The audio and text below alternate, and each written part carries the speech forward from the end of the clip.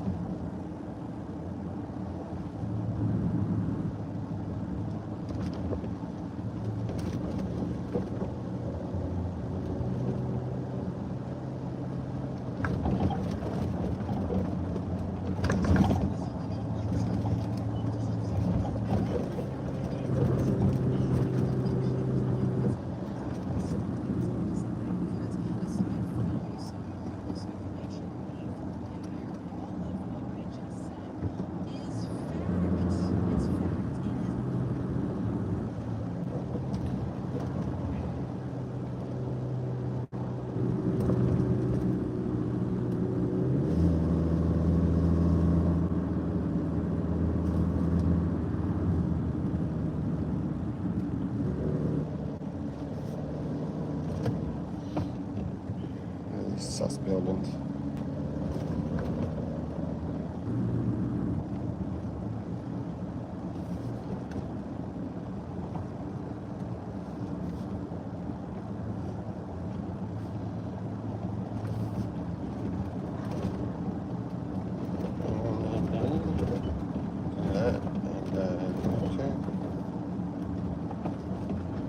Connect, buddy.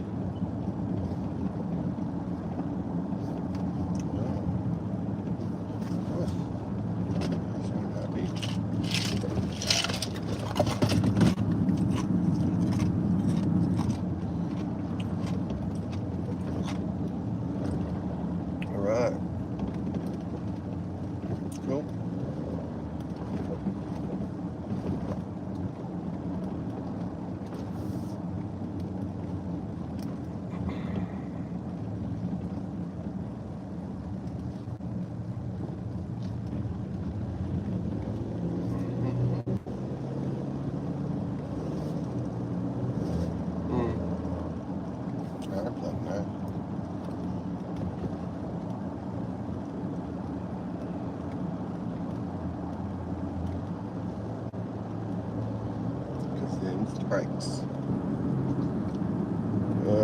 Come on, Cletus. I actually should connect because of that thing.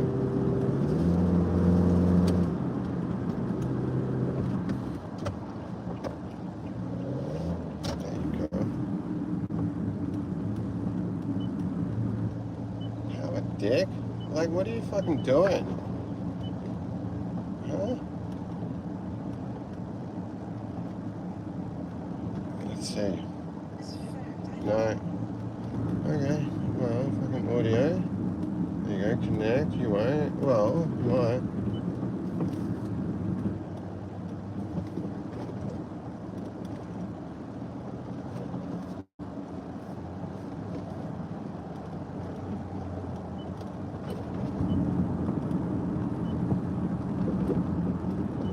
That's better. Because I can no longer cry at this point. The Dow is over 50,000. I don't know why you're laughing. And so I think that to the extent that the Epstein files was a part of the past year of this Justice Department, it should not be a part of anything going forward. Okay? I'm not sure you totally get what people feel about that, but I want to move on. Now, could some of what I've covered so far be a coincidence? Maybe. Does it seem at all like it was?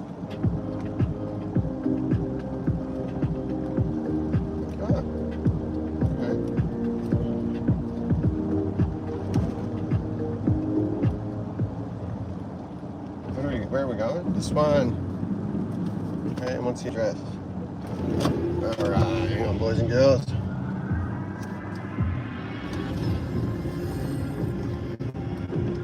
Oh yeah, Dawson Parade, hey everybody.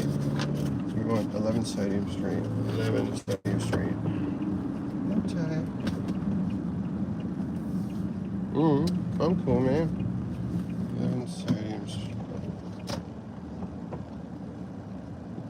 Oh, there it is.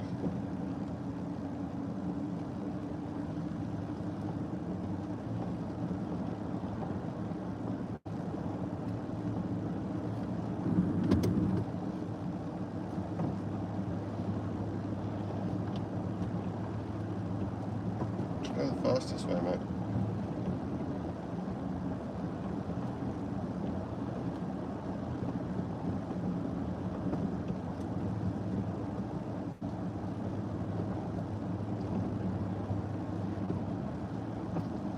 Okay.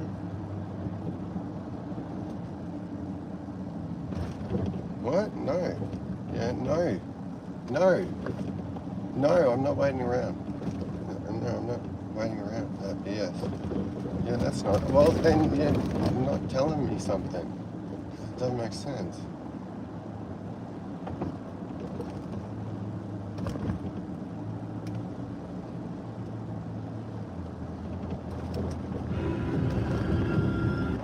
No, and that's the thing about the friends of Epstein, as I'll call them to simplify this. Everybody was Jeffrey Epstein's friend in one degree or another, and if they weren't, they were friends with one of his friends. The life of Epstein is filled with interesting coincidences that make him like a Forrest Gump if Forrest Gump were a prolific trafficker and not an avid runner. And that's all I have to say about that. I mean, literally, Epstein tried to outrun his past, but holy shit, did it catch up to him. Oh, nice. To raise your hand, please. Did you solemnly swear the testimony you're about to give in the matter now pending shall be the truth, the whole truth, and nothing but the truth? Yes, ma'am. Have you ever been convicted of a crime? Yes.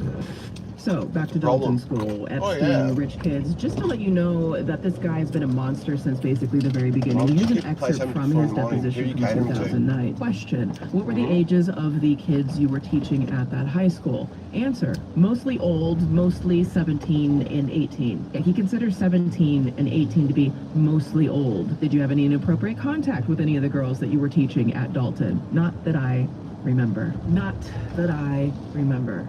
This man, who students had already reported as being inappropriate, was walking around in fur coats with unfettered access to young girls, and he was collecting a paycheck for it.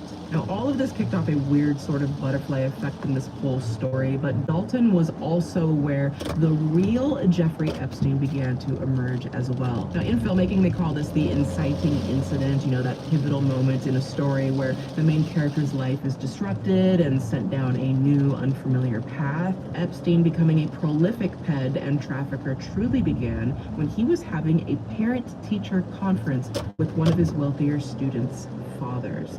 That father, who in every Epstein biography I could find is unknown, was reportedly really smitten with Epstein, and trust me, I dug around and tried to find who this father was. Whatever Epstein said at that parent-teacher conference led the father to call up a friend of his, begging him to give Epstein a job, which I guess was good timing considering that at the end of the school year, took a whole year, Dalton figured out Epstein was actually a bad and unqualified teacher. Shocker, I know. A man with no qualifications and a fur coat and gold chain actually being bad at his job. Somebody asked me, what in fact do you do? And I realized that in order to make people think I was professional, I had to figure out what it was I did. Scandal.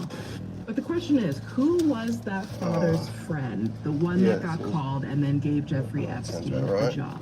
Alan Ace Greenberg. You tell people one thing and you're doing the other, and I think that's about the only time it's excusable to not be telling the truth. Ace Greenberg was, at that time, the CEO for freaking Bear Stearns. You know, the Wall Street investment firm that is perhaps most famous today for being the beginning of the 2008 financial crisis. What in the bloody hell is happening? Bear Stearns is definitely the most exposed to the mortgage situation. The subprime mortgage crisis first hit Bear Stearns last summer when two of its hedge funds imploded. Soaring gas prices, falling home prices, and rising unemployment. What kind of recipe is that? Overall, that's a recipe for a recession. Alan Greenberg, according to most sources, was famous for hiring unconventional talent. And there's nobody more unconventional than the fraudulent teacher in a fur coat, Alan, but you do you.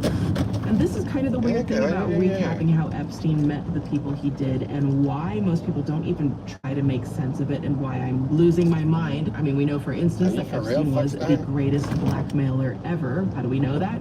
Because U.S. Secretary of Commerce Howard Lutnick said that he was. And then he gets weirdly close to me, and he says, "Get a massage, get a massage." And what happened in that massage room, I assume, was on you. This guy was the greatest blackmailer ever. That's how he had money. And that is a man who Epstein sold a house to for $10. And what's the matter? You too good for this $10, huh? You too good for it. It's a good $10. And was spotted on Epstein's island together. Did you in fact make the visit to Jeffrey Epstein's private island? I did have lunch with him as I was on a boat going across on a family vacation.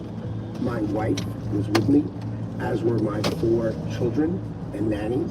And you realize that, this visit took place after he'd been convicted. But if Epstein was such a great blackmailer, is that how he got a job at Dalton School? Did he blackmail Donald Barr? Did he blackmail that parent? Did he blackmail Ace Greenberg? The reality is we'll likely never know. Every person that I just mentioned, except for Lutnick, is dead. But equally possible is that Epstein didn't blackmail any of those people. He was just really, really good at bullshit.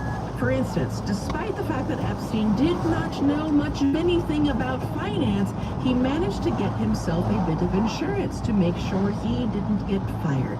He started dating Lynn Greenberg, Ace Greenberg's 20-year-old daughter. You see where this is going and why I hate it all. It's believed that this relationship is why Epstein was able to thrive at Bear Stearns for about half a decade, to the point that on August 1st, 1980, Bear Stearns published a notice in the Wall Street Journal listing everybody who had made limited partnership at the company. On that list of silent investors was none other than Jeffrey E. Epstein. Shout out to the public library, by the way. Literally had to get a new library card just to find this vintage publication. Long live physical media and the libraries. Y'all deserve a raise. This was the start of a lifelong pattern for Epstein where he would basically escape with impunity because of his astounding ability to charm people in positions of power. Just 1 year later, Bear Stearns ran an internal investigation into whether Epstein had violated Securities and Exchange Commission, or the SEC, regulations. According to journalist Vicky Ward, Epstein admitted later that he had violated the SEC. It was something called a Reg D violation, where Epstein loaned a friend $20,000 to buy stock. So, Epstein was fired. Oh, it's getting so a man can't earn a dishonest living, no.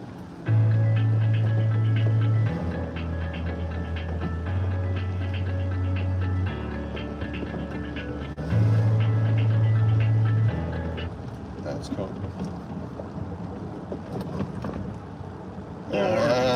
Now, what else do we have on the Epstein list? Let's see. Epstein was also in cahoots with a man named Steve Hoffenberg, who is so famous for being a fraudster that the second line of his Wikipedia page acknowledged he's famous for a Ponzi scheme. Real quick on this one. According to Hoffenberg, the exit from Bear Stearns is why Epstein became the wealthy international man of mystery, because he also started scamming people. Hoffenberg met Epstein at Bear Stearns and hired him after he was let go as part of a scheme to take over the company's Pan American Airways and Emory Air Freight Corp. Hoffenberg says he and Epstein and others at Towers promised to invest $3 million into the companies in order to persuade the Illinois Department of Insurance to approve their acquisition. But instead, they used $3 million of the company's bonds to buy Pan Am and Emory stocks. As a result, the insurance companies allegedly lost more than $1 million, and that was all the way back then. And due to Epstein's, shall we say, creative accounting, oh my goodness, he was able to take all the insurance companies' investments and cash and pocket them. He reportedly admitted to swindling investors out of $460 million. Hoffenberg later claimed Epstein was the architect of the scam, though he was never charged in the fraud. And it made him very rich. So with money he obtained through very scammy means, at the age of just 35, Epstein managed to found a company in 1988 called J. Epstein and Company, a consulting firm where he took everything he learned through Bear Stearns, Hoffenberg, and his own natural gift and began providing money management services to the wealthy. His firm reportedly accepted clients worth $1 billion or more. But in reality, we only know of one person J. Epstein and Company consulted for. A man who founded L Brands, the corporation in charge of Limited, Victoria's Secret, and Bath and Body Works. That man was Mr. Leslie H. Wexner, aka Les Wexner, aka your worst nightmare. Like, if you ever wanted a headshot of what an evil billionaire looks like, I think this would be a good place to start, don't you? Now, Les Wexner is famous for three things. Number one, his vast wealth that he accumulated as a result of his business savvy. Number two, this is wild, Wexner is known for the unsolved assassination of his lawyer, Arthur Shapiro. It is such an unhinged story. Number three, what Wexner was known for, his association with Jeffrey Epstein. Well, I'm in good company. These are really smart guys with a lot of money. Their association was so close that when the FBI floated that email about the 10 co-conspirators list, Wexner was on it. Yeah, that same list that Cash Patel apparently said doesn't exist. If anyone, did Epstein traffic these young women too, besides himself? Himself. There is no credible information. None. If there were, I would bring the case yesterday.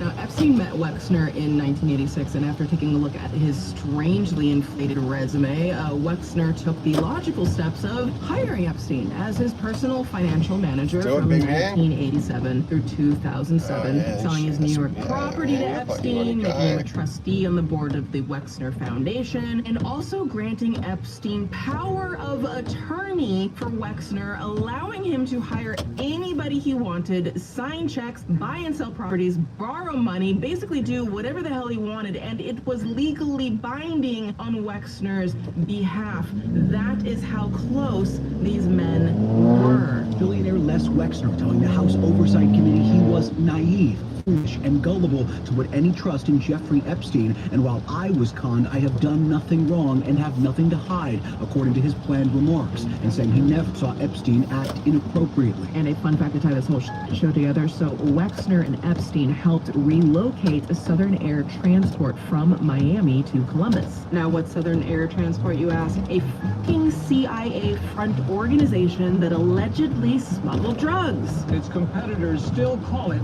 the CIA's favorite airline. And Southern Air Transport was tied to none other than that blasted Iran Contra affair. You get the idea. So that's just part of the unhinged backstory on how Epstein's empire developed from a whole pot of nothing. You know, the gift of grift, the gift of gab, wheeling and dealing to become as wealthy as humanly possible, all through sheer luck, conning, creative accounting, and a whole lot of right place, right time. And you know, he even met his bestie, Donald Trump, around this time. Oh, man. Everyone needs a friend, right? Just look at those dance moves.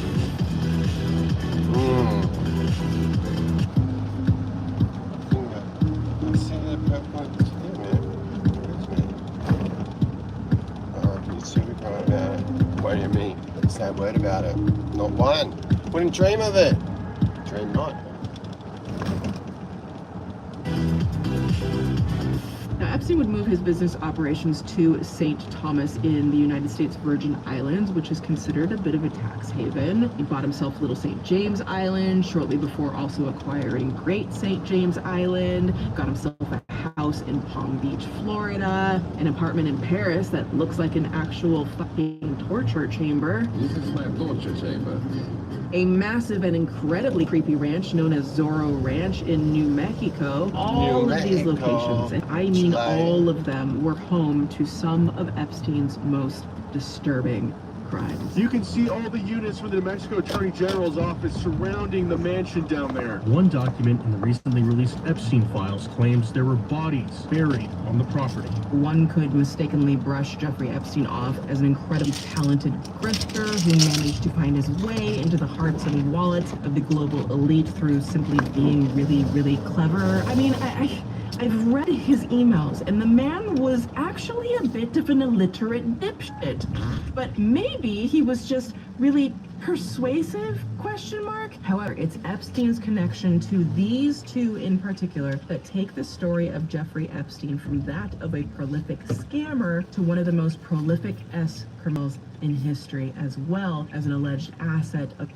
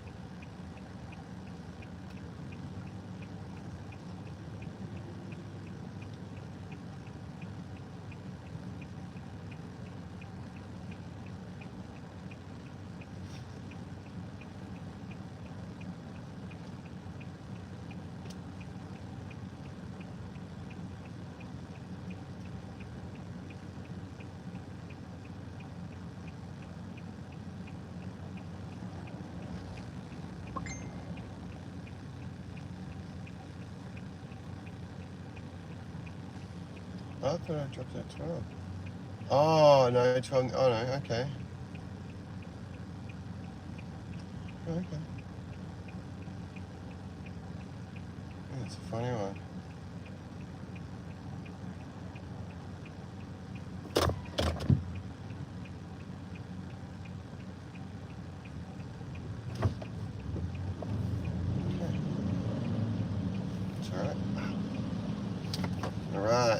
of intelligence agencies in the United States, Russia, and Israel. These two people even happen to be related. I'm of course talking about British media tycoon Robert Maxwell and his daughter, aristocratic party girl, Ghislaine Maxwell. I'd like you all to take a huge deep breath. Inhale. Exhale.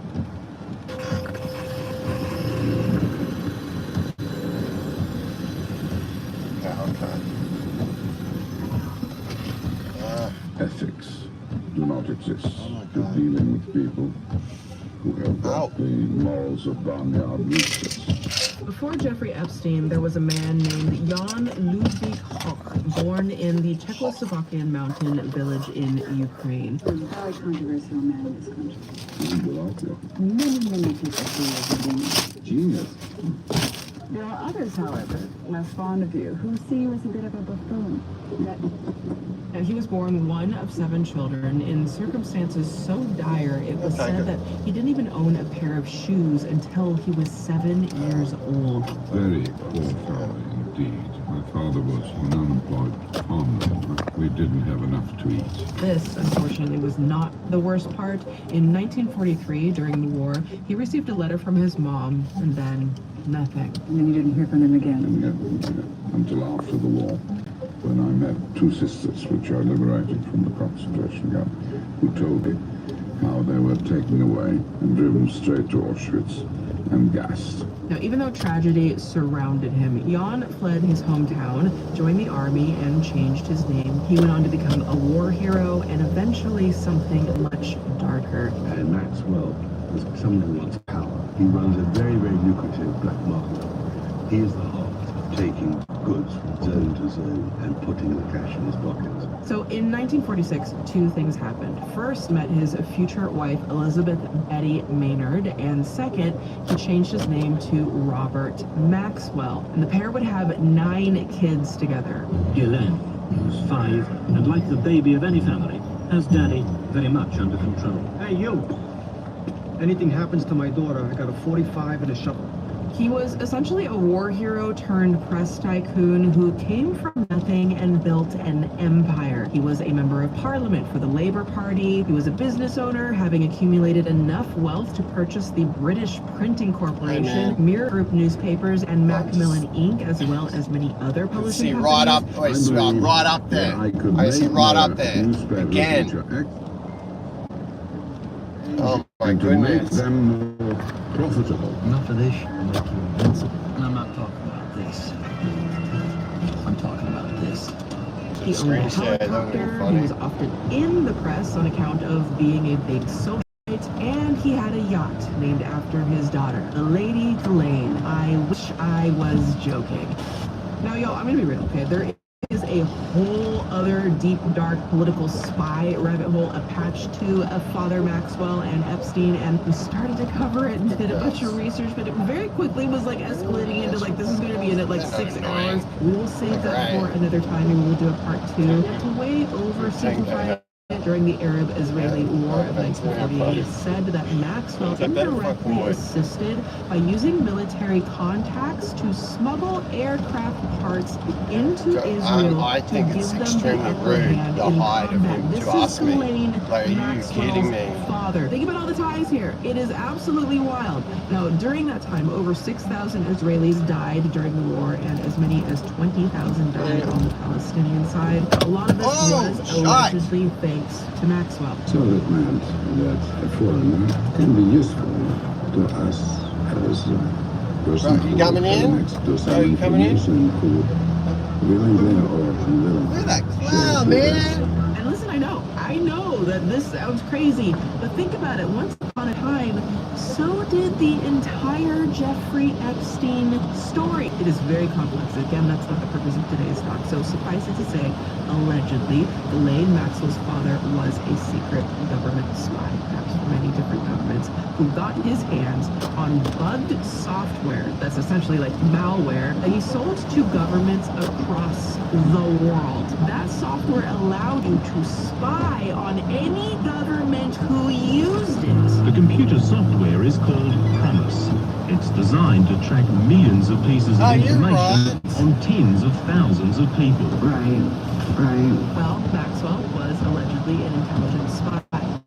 Maxwell. On tens of thousands of people. Right. With those contacts, allegedly, were a few governments. And here we are, full circle in the 7th circle of hell, and it just keeps going. This is ahead of a meeting with a Qatari investment fund, and he says, "Hi Jeff, are you going to be in London on Thursday?" Epstein replies, "Unfortunately not. You should make clear I don't work for Mossad." Smiley face. Ehud Barak says, "You or I?" Question mark.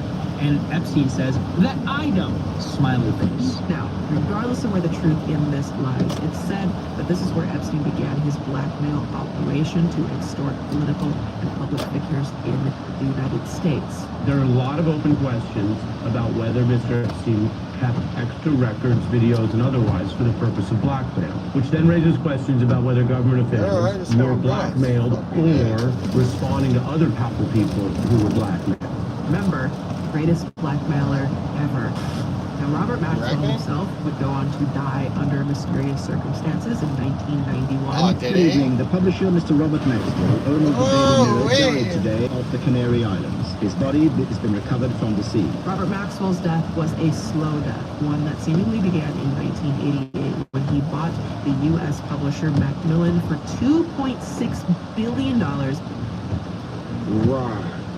Which itself was more than the company was estimated to be worth. At the time, Maxwell borrowed money from 44 banks to make the purchase. But unfortunately for Maxwell, the 1980s were a time of great financial uncertainty as the economic bubble burst, which led to Maxwell secretly having to take money, he secretly took money out of his employees' pension funds just to keep them afloat. James O'Leary worked as a printer at the Daily Mirror for 17 years. He should be due a substantial sum from the pension fund in 2 years' time. Now he's in the dark over where he stands as banks owed money by Maxwell's businesses queue up for payment. Things got so bad that Maxwell, in the final year of his life, was $1 billion in debt, insomniatic, and depressed. And on November 1st, 1991... Mr. Maxwell, who was 68, had been on a holiday cruise on his motor yacht Lady Gillette. How he came to be in the sea is a mystery. Now, as the story goes, he fell off his yacht into the cold waters of London. His body would be found 12 hours later. I also want to take this opportunity to thank all the many hundreds of people who have sent messages of support at this very, very sad time.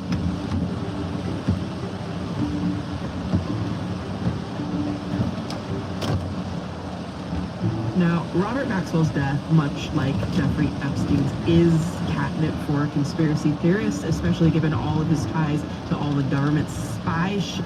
Mystery surrounds the events of this morning.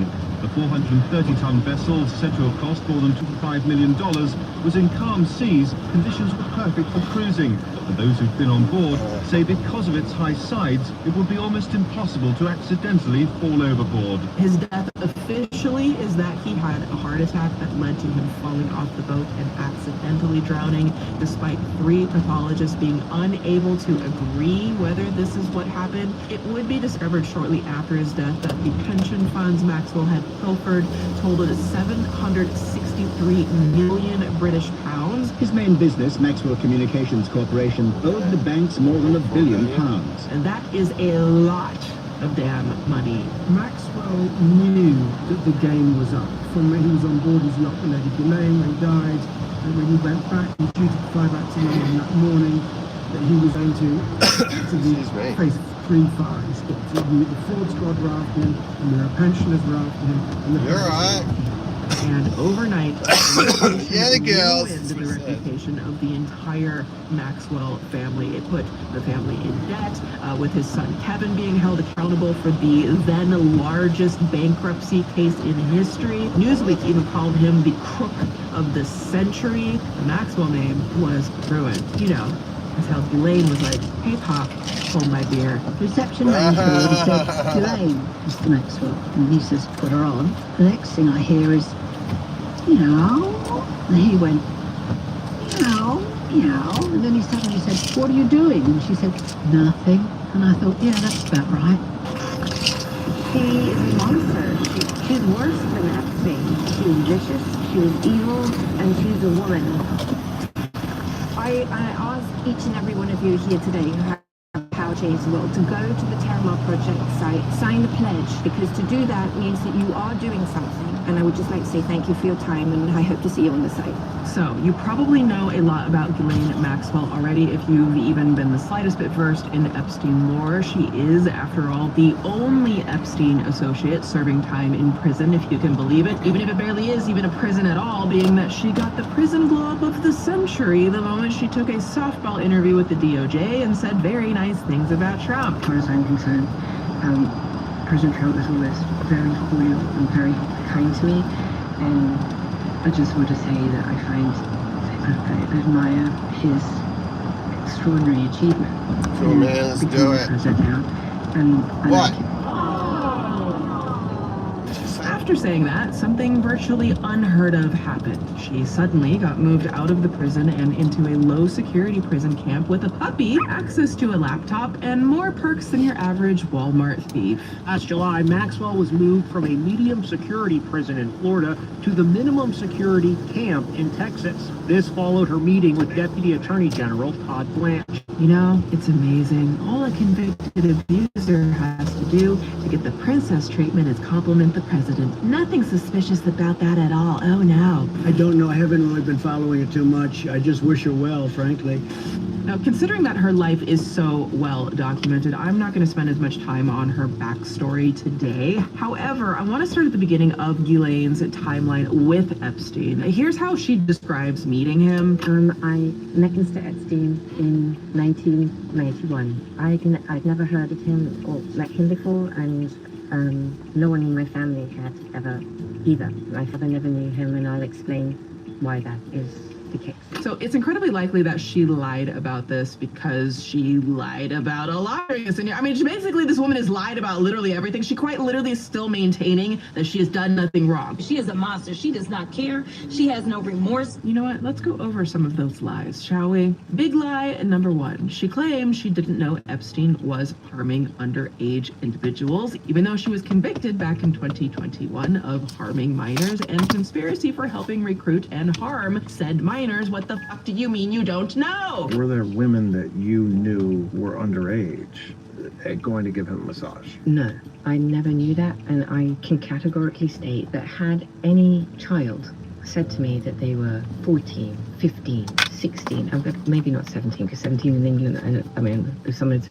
17, I've read so much that did happen. I mean, I would never have committed such a thing. I'd even know what I would have done. Now, multiple survivors have testified over the years that Ghislaine was not only enabling, but was participating in the harm, and some have said she's even worse than Epstein. You know, there were 4 of us that testified at her trial, but I have now met so many women who say it was because of Ghislaine Maxwell that I ended up being abused. She told me that she knew of a man who was looking for a traveling masseuse, and if he liked me, then I would get educated and I would become a real massage therapist. Why do you think she did it? She did it because she loves the control over people. She was the mastermind. Big lie number 2. The monster, that is Ghislaine Maxwell, also said she supposedly never saw any man doing something inappropriate with a woman of any age. I never, ever saw any man doing something inappropriate with a woman of any age. Not only does this go against what survivors have been saying for literal years, it goes directly against what the court found when she was found guilty of facilitating the exploitation of these people. A unanimous jury has found Ghislaine Maxwell guilty of one of the worst crimes imaginable. Big lie number 3. She denied recruiting young women from Mar-a-Lago for Epstein. But in the words of Virginia Giuffre, someone whose clips I played earlier and one of the most well-known survivors of the Epstein operation, I was recruited at a very young age from Mar-a-Lago and entrapped in a world that I didn't understand, and I've been fighting that very world to this day.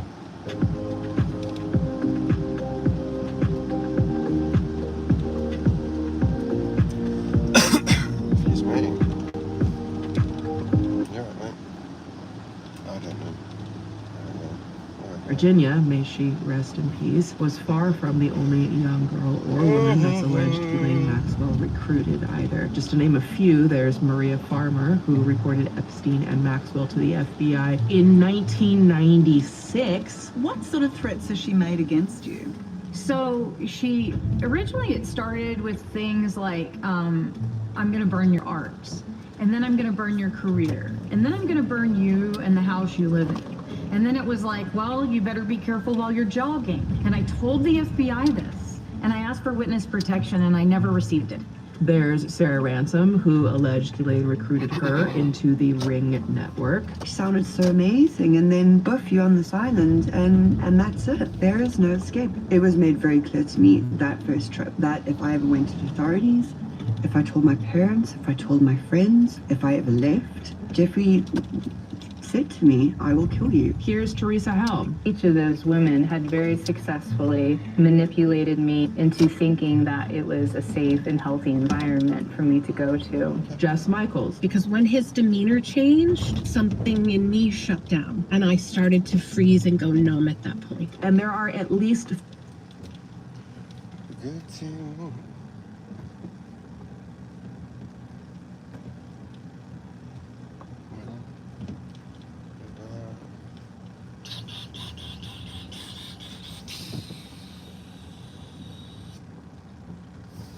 Thanks, guy. From behind. Yeah. Alright, bear with me. Excuse me. Oh, no, yeah, need. Alright.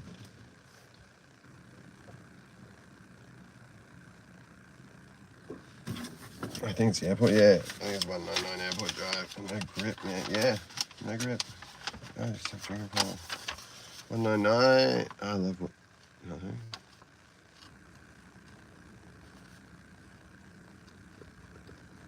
Oh my goodness, are you for real? Hold on a second.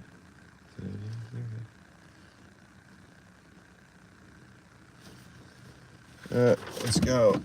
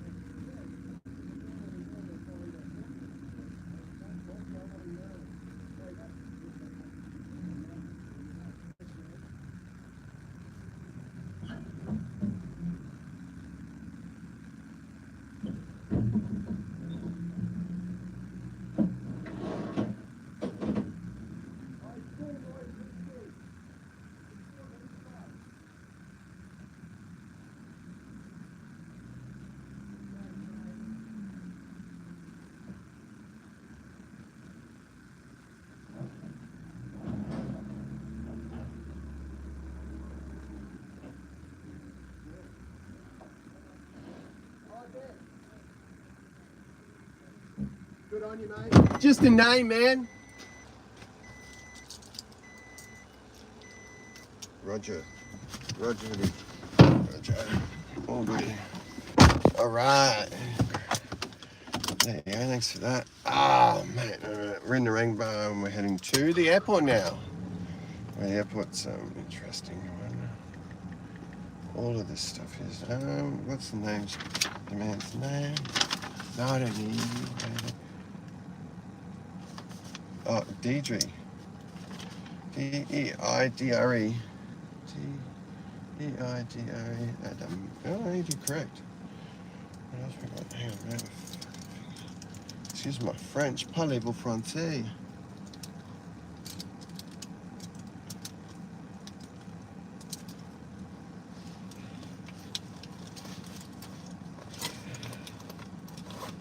Alright, that's fine. What's 30 other known girls that were recruited either by Ghislaine or a girl Ghislaine recruited. Are they all lying, Ghislaine? This is me. This was me. This is me when I met Jeffrey Epstein. There are about 1,000 of us. Oh, great.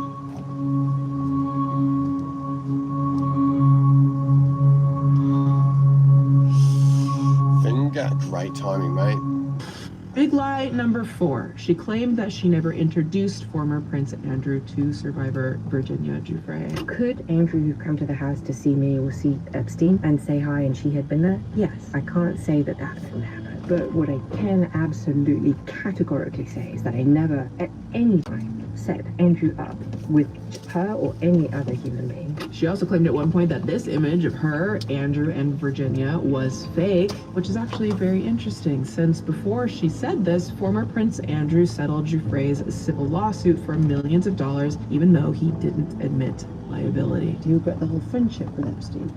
Still not. The people that I met and the opportunities that I was given to learn, either by him or cleaning with hard water can be tough, but with better water through the whole home, there's less cleaning, more streaming.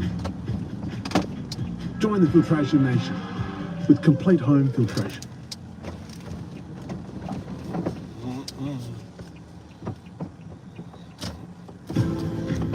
There's nothing like summer in New York City. Something Hang on, big man. unexpected always awaits. What are you doing? Are you fucking right? And when the plot twists, we can choose to embrace a new chapter.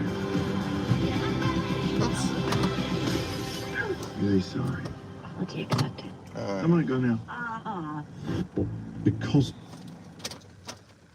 Oh, come on, Chris. Let's do this, mate. Send this off. 38757. Thanks, mate. No. Yeah, of course he doesn't. Takes a type, doesn't it? What is it? It's 89 or 81. Let's find out. 812 warehouse. This one is... Okay. There we go. Done. Let's... We'll be right back, boys and girls.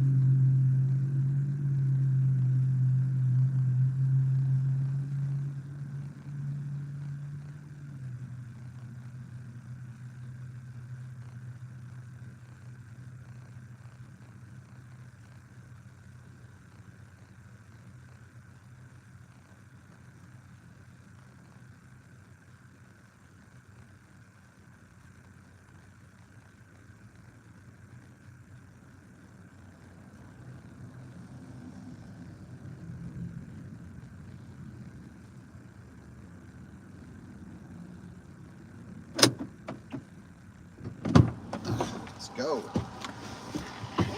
Okay. Good times. Ah, my finger. Itchy. Okay, we'll be right back.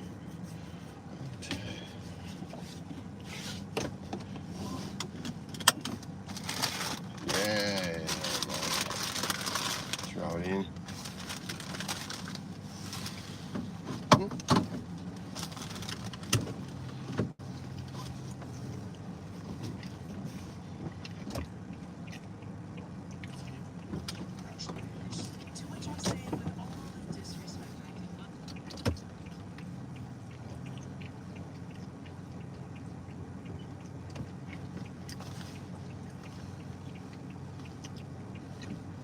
Thanks. Sorry, mate.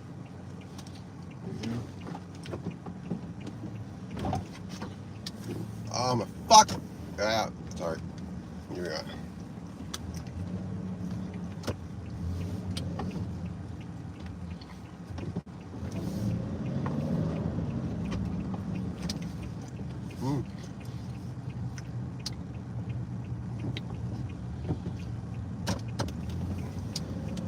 No.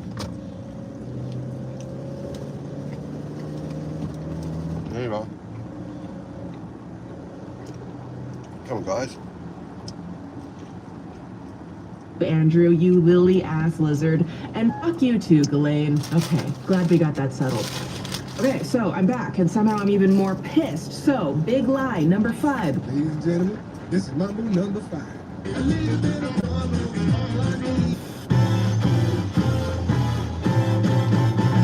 Ghislaine Maxwell claimed that no Epstein client list exists. Exact words, quote, "There is no list." Do you have a list of names in your head or names that come to mind of people that you know did get massages? No, there's no list. What do you mean there is no list, Ghislaine? What do you mean? Ghislaine, what do you mean? I struggle to recall actual people that I met. There was no list. There was never a list. There's no list. There's never been a list. I mean, editors at this point just like cover the damn screen up with Epstein flight logs and pages from his black book until the whole damn video breaks like an old Windows computer. So that, of course, was very interesting because at the time, Attorney General Pam Bondi said the list was on her desk. The DOJ may be releasing the list of Jeffrey Epstein's clients? Will that really happen? It's sitting on my desk right now to review. But don't worry, she later flip-flopped and said there was no such list. Our memo on Epstein clearly points out that there was no client list. Now, yeah, it's probably true that there's likely not one physical list that says like, hey, look at me, this is the list of people Epstein trafficked women and girls to, but it's such a disingenuous bullshit argument. If you listen to my entire clip on that, I said I had not reviewed it yet, that it was sitting on my desk. Yeah, she got fired and even looked the survivors in the eyes.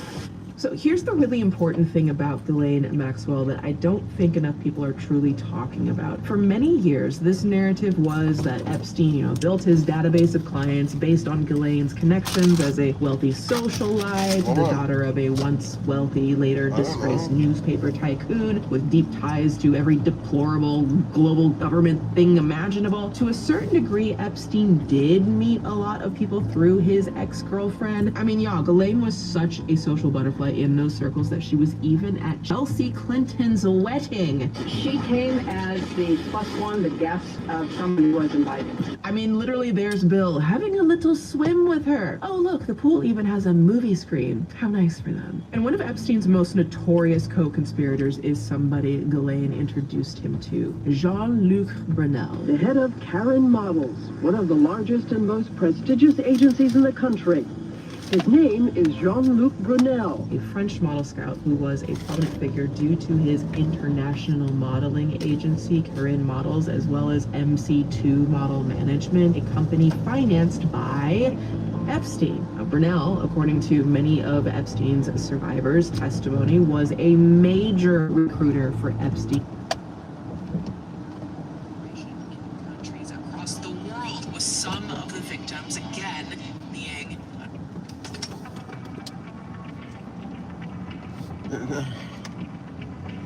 No.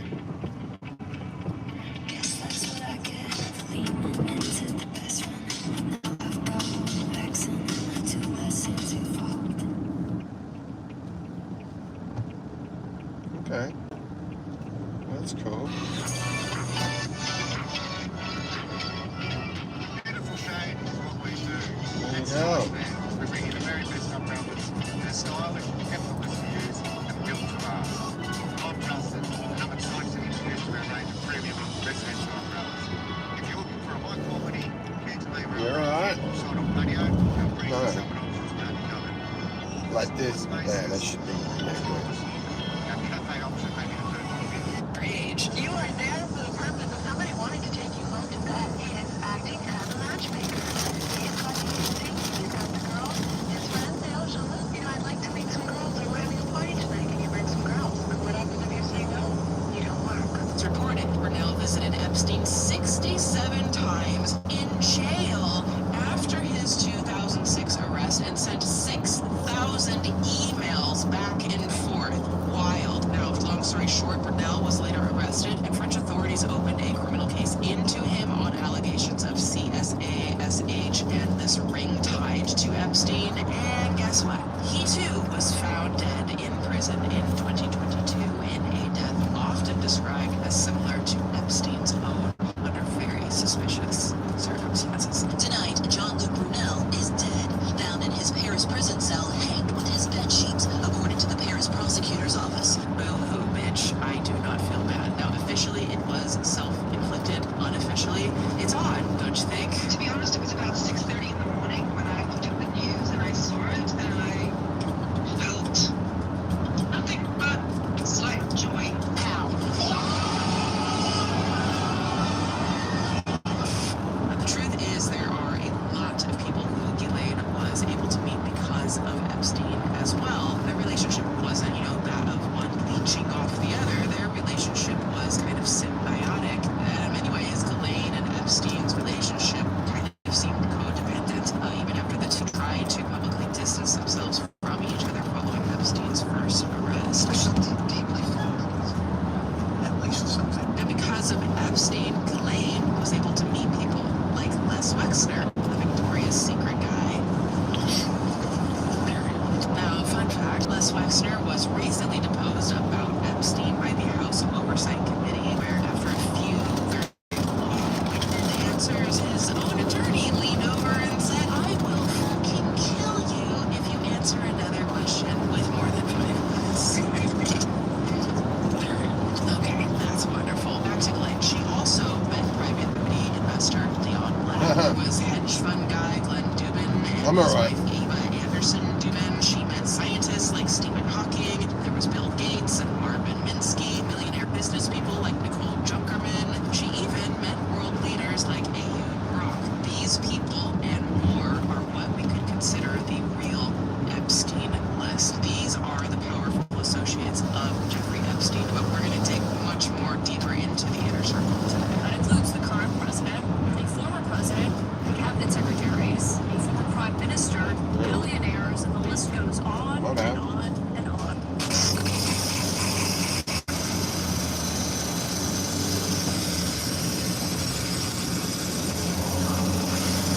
Here's a really famous photo you may have seen from the Epstein files. Yep, that's Michael Jackson and Jeffrey Epstein. When this photo was revealed to the public, it felt like evidence that all of existence truly was a simulation. We are in the Matrix, and the Matrix has glitched. Take the blue pill. The story ends. You wake up in your bed and believe whatever you want to believe. You take the red pill. You stay in Wonderland. And I show you how deep the rabbit hole goes. There was even a photo of Michael Jackson, Bill Clinton, and Diana Ross with a couple of redacted young people, which looks sinister. Sorry, she's my language. So you realize that it was taken at a fundraising event, and the redacted faces are Diana Ross's son and Michael Jackson's children. But this photo, this is a pretty crazy photo. There's no other way to put it. I mean, what the hell, Mike? It's so stupid. That's the most ridiculous, horrifying story I've ever heard. And when it came out, social media immediately questioned, is Michael Jackson on the client list? Well, that answer is pretty definitively no, or at least Police, there's little to no evidence that this is the case, besides one piece of testimony from Epstein accuser Johanna Schuberg, who in 2016 was asked whether she met any famous people around Epstein. She said, "I met Michael Jackson at Jeffrey's house in Palm Beach." Now, Johanna specified that nothing happened with her and Jackson. She saw Jackson do nothing. There are no allegations of wrongdoing, and as far as we know, this is one of the only times Epstein and Jackson ever interacted. According to one of Michael Jackson's bodyguards at the time, the meeting was a coincidence because Jackson was house hunting in Palm Beach and that nobody involved were even aware that they had met Epstein, as the meeting was in 2003 and Epstein hadn't yet been convicted. The controversial singer was spotted at the Palm Beach International Film Festival.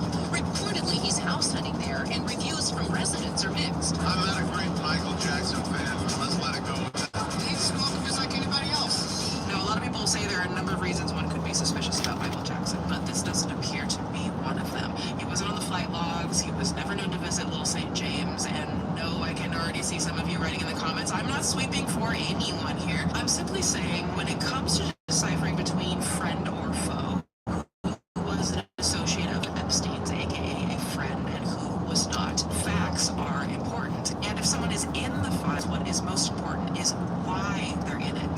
Mr. Epstein, how long have you been set?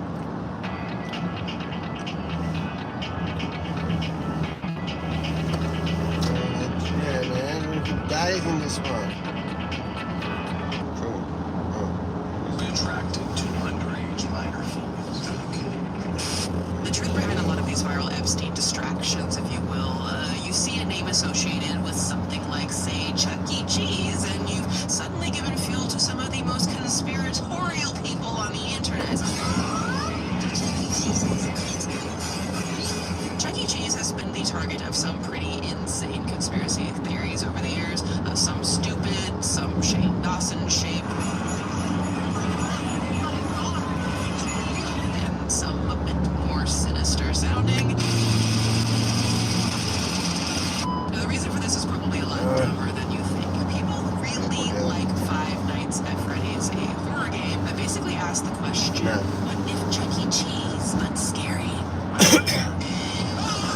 Now, unless you've managed to stay off the whole internet over the last 10 years, I'm sure you're familiar with Pizzagate, the conspiracy theory that claims political leads for trafficking kids secretly and speaking in coded language, referring to them as cheese pizza.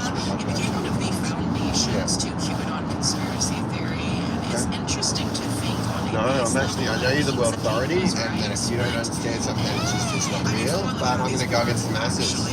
I'm okay with not understanding. Redacted. How shall we celebrate Epstein? With grace and modesty. Those are the names of two strippers. Redacted. How is freedom feeling? Epstein. She feels fresh, firm, and creamy. What's that, brother? Brother, ew! Brother, ew! Pizza code, and yet Pizzagate, even 10 years on, which has been debunked many times over, Has it? as one of the most viral conspiracy theories of the social media age, even though there's a very real conspiracy of Epstein happening right in front of us. I wanted to let you know the crew really appreciated the pizza today. This is from a guy named Roy Hodges to Jeffrey Epstein. The crew really appreciated the pizza today. Thank you for letting us do that. So when David McKillop's now former CEO for Chuck E. Cheese popped up in the Epstein files, people lost their pepperoni minds. The owner of Chuck E. Cheese was in the Epstein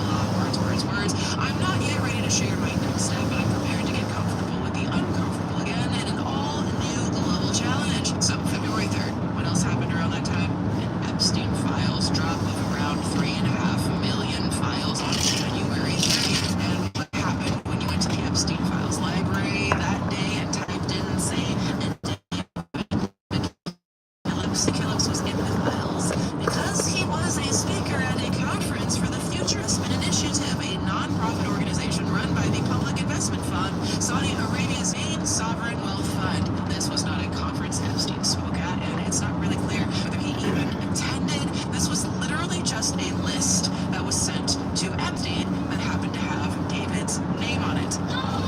It's incredibly likely neither man knew each other, meaning he likely is not a friend of Epstein's, more so a foe, i.e. not involved. David McKillop claimed at the time this was merely reciting to work at another company, and considering that he now appears to be the CEO for Topgolf, I have no reason not to believe him. Yet that didn't stop the social media circus from doing what it does, to the point that Chuck E. Cheese had to release a damn statement. Yes, the cheese is involved. And none other than Jimmy Kimmel made a joke about it. One of the things that was not redacted was kind of interesting was David McKillop, who is, or I should say was, the CEO of Chuck E. Cheese. He resigned after his name appeared in the files once, and in a seemingly innocuous way. I mean, Trump's mentioned a million times he's still president. This guy is no longer CEO. But if you think about it, from a business standpoint, if you think about it, name a company that would be less excited about their CEO being mentioned in the title. I mean, would it be A, Home Depot, B, Wells Fargo, C, Sam's Club, or D, Chuck E. Cheese? I just need answer. Another interesting name in the files, Mira Nair, esteemed indie film director, most well known for her 1991 film Mississippi Masala and her 2016 Disney film Queen of Katwe. Someone you see often mentioned in lists of the greatest women filmmakers alive. We gave the first woman to win a Lions Bone at the Venice Film Festival. Nice to meet you, Jen. She's also the mother of New York City Mayor Zohran Mamdani. And obviously her name popping in the files raised eyebrows, but she was mentioned in just one email from 2009 about an after party for a screening of her film that happened to be held at Ghislaine Maxwell's townhouse. Now, does it suck that she presumably met Ghislaine Maxwell? Maybe, if she knew about Jeffrey's past conviction, but Maxwell wasn't known at this time for her crimes. She was known as a socialite. A bazillion amount of people probably met her, celebrities and non-alike. It's important to separate out who is in files for innocuous reasons so that we can focus on who is in it for sinister reasons. Now, on the other side, here's someone who was a friend to Epstein, Bill Gates. I have to acknowledge the elephant in the room at this moment. Your ex-husband, Bill, is named in the newest tranche of Epstein files. Microsoft co-founder and billionaire Bill Gates was in the files with a very interesting email drafted by Epstein that insinuated that Billy was doing some diabolical deeds. Now, we won't get into it, but suffice it to say that Bill allegedly contracted an STI for his deeds and may have asked Epstein how to sneakily give medication to his then-wife Melinda Gates without her knowledge or consent. So whatever questions remain there, what I can't even begin to know all of it. Those questions are for those people and for my ex-husband. They need to answer to those things, not me. The email was drafted but never sent, and while Bill denies it, he did come out and confess to having not one but two affairs with Eastern European women while married, and Epstein may have blackmailed him. The boo-hoo bitch. And the more that comes out, the more clear it'll be that although the time was a mistake, it had nothing to do with that kind of behavior. Here's another hideous creature, a man who once made the Statue of Liberty disappear, Mr. David Copperfield. I bet he wishes he could make his name disappear from the Epstein files. I mean, we're talking numerous messages, trips, and photos of them in bathrobes. Famous magician forced in a courtroom to pull back the curtain on one of his most famous tricks. And although Copperfield denied all of it and called Epstein a mere acquaintance, it did lead to his residency in his name disappear from the Epstein files. I mean, we're talking numerous messages, trips to the island, photos of them in bathrobes. The world's most famous magician forced in a courtroom to pull back the curtain on one of his most famous tricks. And although Copperfield denied all of it and called Epstein a mere acquaintance, it did lead to his residency in Vegas at the MGM Grand being canceled. I guess what I say, it's curtains for Copperfield, leaving a stain at the end of his show's 25-year run. A lot of people have dreams. They don't do anything about them. Sometimes I'm afraid that's what happened to me.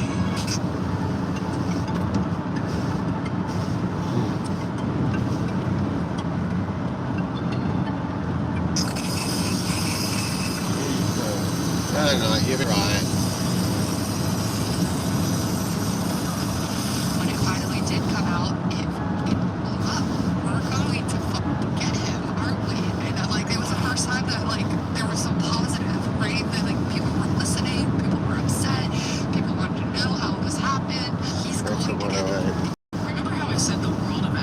extends beyond American political parties, and we have to be able to look past the aisle to hold monsters accountable. I will say this again, I do not care what party lines these people belong to. If someone participated in or enabled the harm of these survivors, they should be held accountable, period. So with that, it is interesting how tied to the world of both far-right politics Jeffrey Epstein was, given he was a man who was also very tied to Democrats as well. Take, for example, former President Bill Clinton, a man who had known Epstein and Maxwell since the 90s, with Epstein even attending Washington events while Clinton was president. Mr. President, do you recognize yourself in this photo?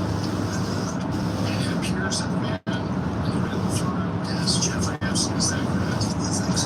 Now, Clinton was a man who flew on Epstein's Lolita Express at least 26 times in 2, including an infamous Africa trip alongside, Kevin Spacey and Chris Tucker, and had been to Epstein's Manhattan home at least once. If there was one driver in the world of Epstein, it was, to put it simply, power. It didn't matter which country or party it came from, Epstein was driven to power and drawn to maintaining connections to the global elite. Now, there is actually an insane amount of connections between Epstein and multi-billionaire Trump and his administration, and the connections go really far beyond whether Donald Trump was one. There's a very real chance that he was. People understand this. There's literally a very interviews of a girl saying so.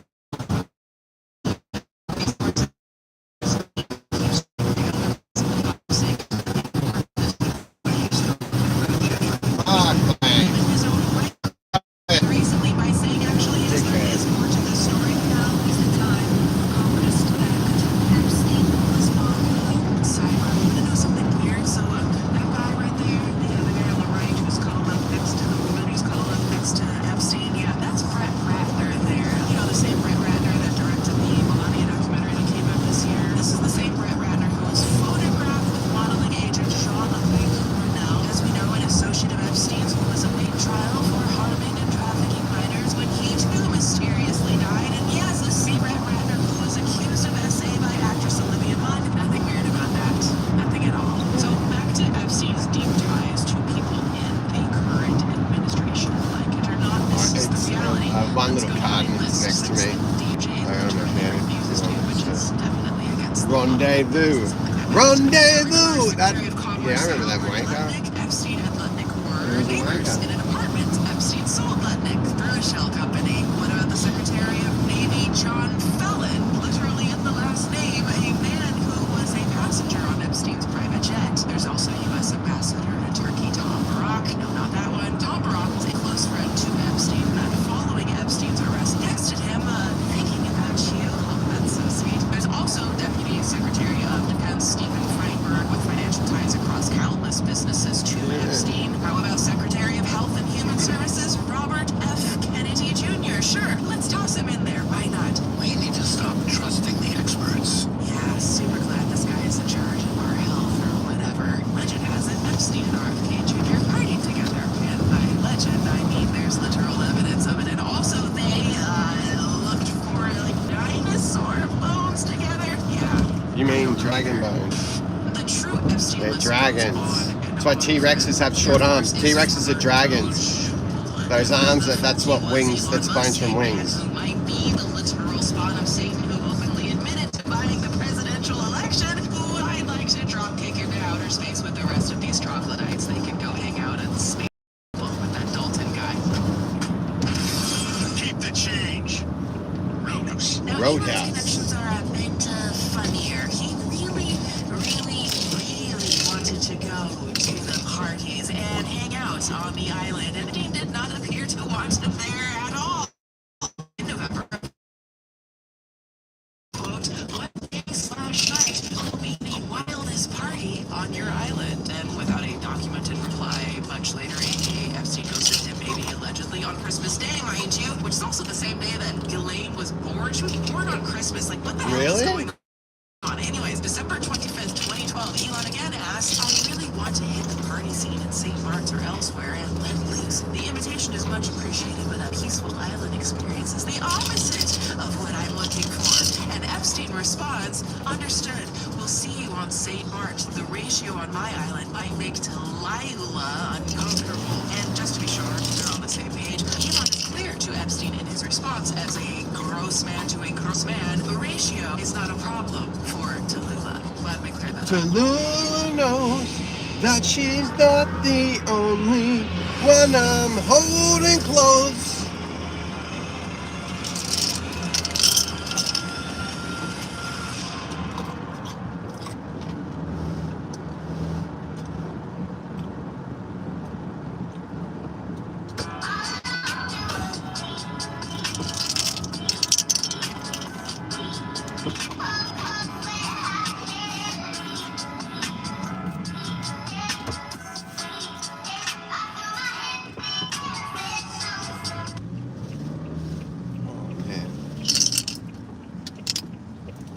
The nicest thing that I can say about Elon Musk is that he's actually I'm struggling to say something nice about him, but I will say that he is such a complete loser that not even the collector of dumbass losers himself, Jeffrey Epstein, wanted him around. So a way to go for sucking that much, Elon. Maybe you should just go back to your cars, huh? Now, unfortunately, the same likely can't be said for Elon's brother, Kimball. The emails there paint a much more sinister picture that hint that Kimball Musk may have allegedly been an Epstein client. Oh, there's also Epstein's connection to Peter Thiel, tech billionaire, and possibly the most evil man on the planet. I feel like that Antichrist would maybe be using the tools that you were building, right? Now, in case you need a refresher on who Peter Thiel is, he's a billionaire venture capitalist and entrepreneur who once co-founded PayPal, financed now Vice President J.D. Vance's Senate run. He also wrote a book called The Diversity Myth. The same, I think,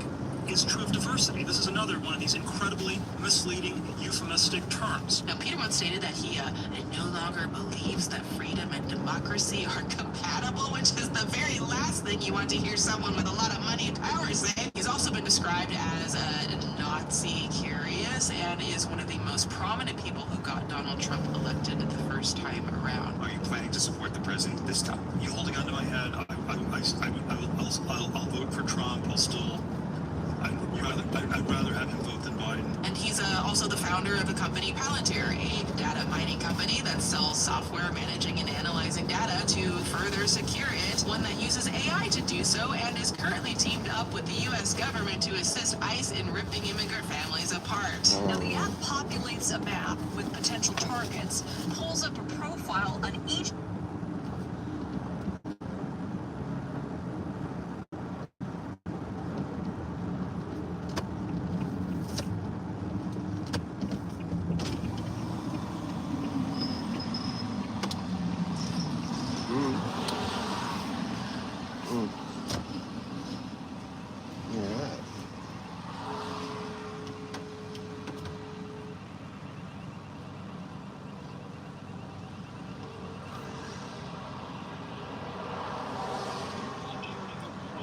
Good morning, I'm Chris from Statewide. I've got a delivery for Hutchies.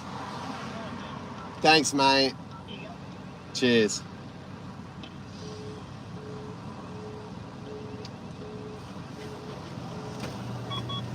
Thank you, sir.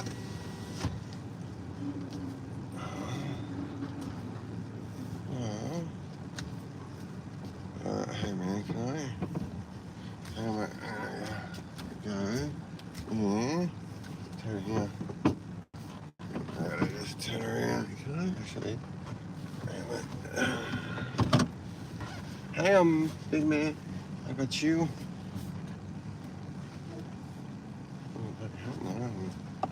Everybody do anything. There you go. There we go. Thank you, sir. This is how we do it. Yamagizo. Alright, there we go. Okay. Maybe, actually, that'll probably be better. I'm gonna work it out.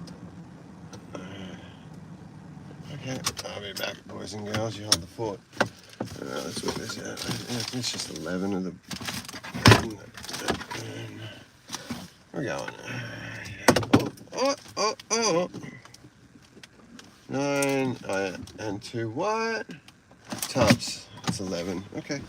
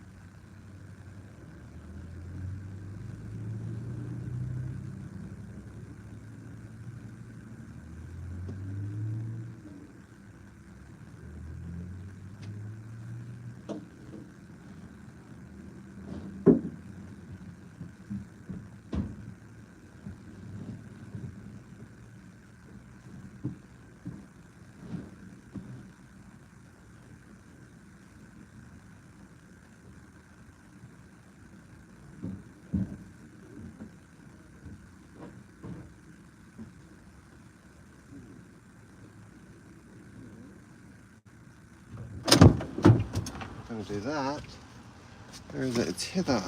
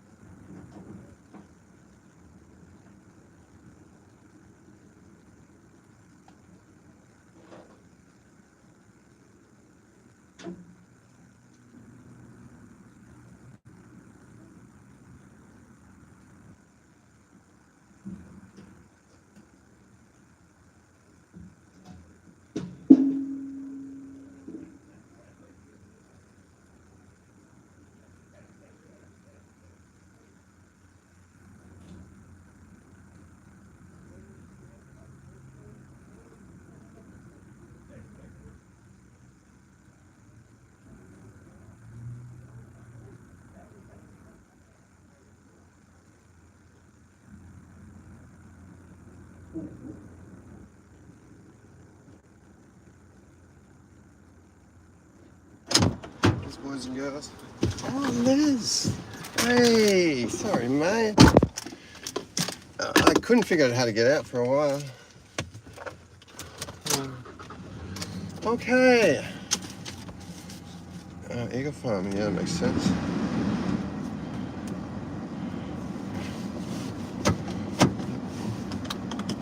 You're right. All right, which one is it? Eagle Farm, baby. Oh, I've got to send that in a sec. 112. Okay. We good? What's up? 112. What are you doing? Hang on. Are you kidding me? 112 Colin. Holy shit.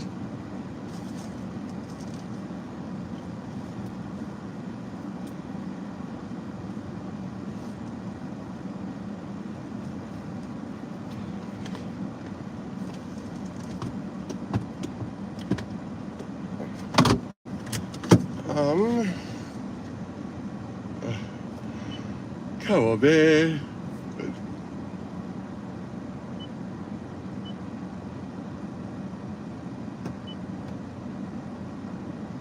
Individual person.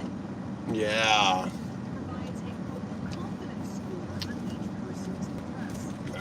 Yeah, not today. I've got to send that other thing in.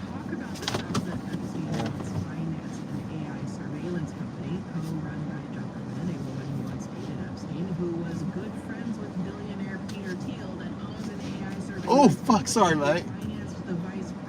Yes, there we go. Good man. Good man, thanks, mate. Thanks, boys and girls. Thanks for playing. It's good, it's great. Where's the fuck? It's in my pocket, mate. Fucking finger, sorry, it's bruised. I'm sorry, I'm a bit different. A bit. Oh, yeah? Oh, well, I mean, don't say it like I'm, you know, like I'm a freak. Oh, man, don't, like, yeah, honestly, please don't. It's no good for my mental health. Yeah, well, that's what my problem is. Absolutely, isn't it? You don't think it's obvious? Well, there you go.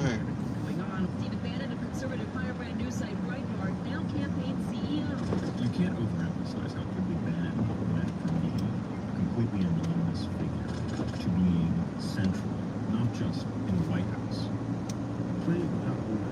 Which way? Yeah. That, yeah, not good. It's not good at all, not nice. 38805. 38805 90 warehouse from myself. Oh yeah, getting there. Which way? This way. To the American system. Just a little bit ago in March,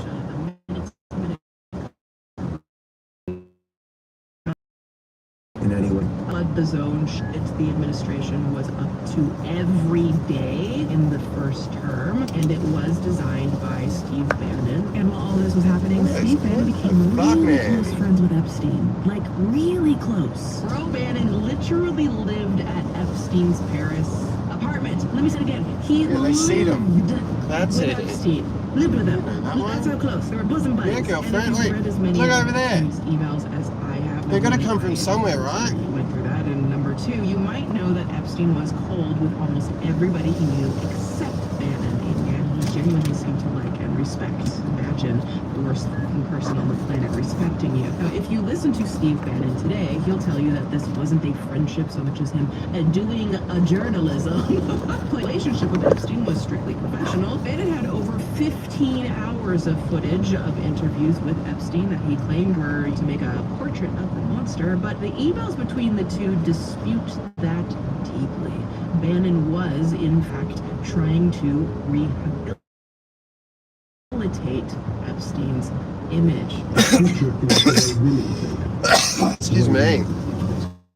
Is that not a sop because of all the depravity you've done against the young woman, and your new sop women's thinking is the future? No, I've always believed that women would in fact be able to take over. I'm a firm believer and supporter of time's up. Take this and add it on top of a plethora of evidence pointing to Bannon just straight up coaching Epstein how to appear more friendly and sympathetic in media appearances, and you get a clearer picture of who Bannon is. I call on Congress to provide the women who have been victimized by Epstein with a public hearing specifically centered around the survivors. Hello, Melania Trump. My name is Juliet Bryant. I'm an Epstein survivor. You want girls to testify under oath. Well, here I am testifying that everything I've said is true. Unfortunately, a lot of the girls who testified died. Maybe it's about time that you and your husband testified too. So, question, were people in the Trump administration the official named co-conspirators of Jeffrey Epstein? No. There's a list of 10 names from a 2019 FBI email of possible Epstein co-conspirators, and on that email lists what prosecutors have called the true co-conspirators of Jeffrey Epstein. These names were previously mentioned names like Ghislaine Maxwell and Jean-Luc Brunel, but also Les Wexner. We established earlier that most of Epstein's wealth and connections originated from Wexner, but what we didn't mention was that Epstein used Wexner's Victoria's Secret connections to allegedly lure survivors into his web. This is truly effed up. According to NBC reporting, Epstein would pose as a Victoria's Secret talent recruiter and lure women to his hotel room and what was your understanding of what Mr. You want? He was a bachelor, so I drove with a pair of boobs. In Wexner's denial, he claims to have cut Epstein off in 2007 due to Epstein stealing hundreds of millions of dollars from him leading up to the final, despite the fact that Epstein files show the two communicated after that. Like we always say, there's no such thing as an ethical billionaire. Well, I didn't know he was stealing until after we discovered that he was a crook. Subsequently, I found out that it was at least $100 million. I'm going to say this before we continue. I know that the focus again today is on the rich and powerful names attached to Epstein, but I do want to acknowledge one of my own personal frustrations that I feel often goes overlooked in this whole story. And that is literally everyone else who worked for Jeffrey Epstein. Talking about the pilots, the butlers, the private chefs, the maintenance crew, the housekeepers, the nannies, the doctors, the nurses, the assistants, the travel agents, my gosh, the photographer, who's taking all these pictures? And I think that maybe there are people out there who just looked the other way, and I think that they should all be put in front of the courts and made to testify and suffer the consequences. I am so effing tired of grown-ass adults acting oblivious. Just speaking from experience, there are many grown adults who saw that a grown-ass man was preying on me when I was a child, and they did nothing. People in the shadows always say, it's none of my business. Yes, it fucking is. You're taking a paycheck to clean up the massage room, good for well said, darling. Kids, or fly the planes, or steer the boats with them on it. It's literally your business. Enabling, and you have failed 8,000 survivors, and I hope their faces haunt you every night you try to stop It won't, Swoop. They won't. They're not the people to care. They'll only make a song and dance about how sorry they are when they get caught. They're only sorry they got caught. Number 1, Leslie Groff, Epstein's assistant of 18 years. She appears over 130,000 times in the Epstein files because she managed all of Epstein's scheduling, travel, meetings, and communications with powerful contacts. In 2007, when Epstein was first convicted, she received federal immunity from Epstein's crimes as part of the Sweetheart Deal. Countless survivors have alleged she scheduled massage appointments, arranged travel for survivors, and coordinated schedules between Epstein and the visitors he was allegedly taking these women and girls to. Victims also filed lawsuits against her, accusing her of facilitating Epstein's crimes, but those charges were dropped. Now, Groff denies knowing of any wrongdoing, and the same can be said for the other women who received immunity that are also considered potential co-conspirators. The FBI is looking for important witnesses. One of them could be the woman by the name of Nadia Marchenko. She is a former pilot for Jeffrey Epstein, but before she was a pilot, Witnesses say she was a teenage slave for Epstein. But that leads us to the final two names truly worth knowing in Epstein's inner circle, and maybe the most sinister of them all.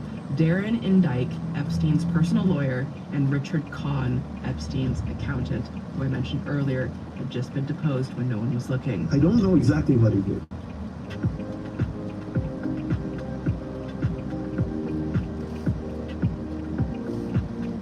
And I say this again because I want everybody to be clear about this. I didn't see it. I didn't see anything, and nobody complained to me about anything. These two men also run almost all of Epstein's shell corporations and are executors of his estate in death. There's a really disturbing document that until recently was in the Epstein library, yet appears to have been mysteriously deleted by the said transparent library. That's normal, man. And it was titled, quote, Government of the United States Virgin Islands v. Darren K. Indike, Richard D. Kahn, Estate of Jeffrey E. Epstein, and associated entities. Now, thankfully, good friend of the channel, Jed Bookout, actually co-wrote an article about this very document with V. Spear for Under the Desk News recently, who we love so much. Their important work makes that article one of the last locations I could find where you can read the lawsuit. Where is which it? You is got George Street. after Oh, yeah. Epstein's Is it literally death, just and has George allegations Street? regarding not only Epstein's ring, his operation, but the massive financial system that he used to keep it afloat across the globe. I'm not saying that I never saw minors. I'm saying, I never saw minors in Epstein's presence. Who are Indike and Kahn exactly? Oh, that's Indike, it. he's a 41 lawyer who George knew Street, Epstein for 66. over 30 years. He's a former member of Trump's legal team. He currently works for the Palatore Law Group, whose founder, Tim Palatore, by the way, represented Secretary of War Pete Hegseth during his essay allegations that emerged prior to his appointment to the Department of Defense. So yeah, they're literally appointing alleged essay offenders to positions of office. And no, I'm not surprised. And yes, I hit it here. Is it true that you made Mr. Epstein a godfather of your children? Yes, it was an honorary appellation. As for Richard Kahn, he's a bit more mysterious. Like, there's like literally only like one damn photo of this dude, but he's an accountant that also worked for Epstein for decades. So as Under the Desk News writes, quote, neither Indike nor Kahn claimed to be aware of Epstein's trafficking operation and denied any complicity or participation in said acts. However, that's not what the Wall Street Journal found, which included reviews of public and non-public court documents, settlement agreements, banking, tax, and property records, letters, emails, interviews with women who had dealings with Indike and Kahn, and interviews with the men themselves. What are you doing, big This is man? a pair of men who, for far too long, were kept out of the spotlight, which is interesting given their heavy connections to every single part of the Epstein story from the 90s. Hey, what are you doing? Yeah, you would. Quote, You kidding? You would. Yeah, you would. I'm not going to sit here and play with you. Alright? You keep it up. Entity that Epstein created to fund and conceal his activities. Indike and Show Kahn you were, something. in short, the indispensable captains of hang on. Epstein's criminal enterprise roles, for yeah, which they man, were you did. richly Holes in one, rewarded. eh? Not a single one has been held accountable, and the lawsuit revealing this information was seemingly scrubbed from the Epstein library, presumably by the hands of this administration, being that they're the ones in charge of it. And I gotta ask, why might that be? Alright, hang on, mate. March 11th, Ready? 2026. Yeah. Alright. Yeah.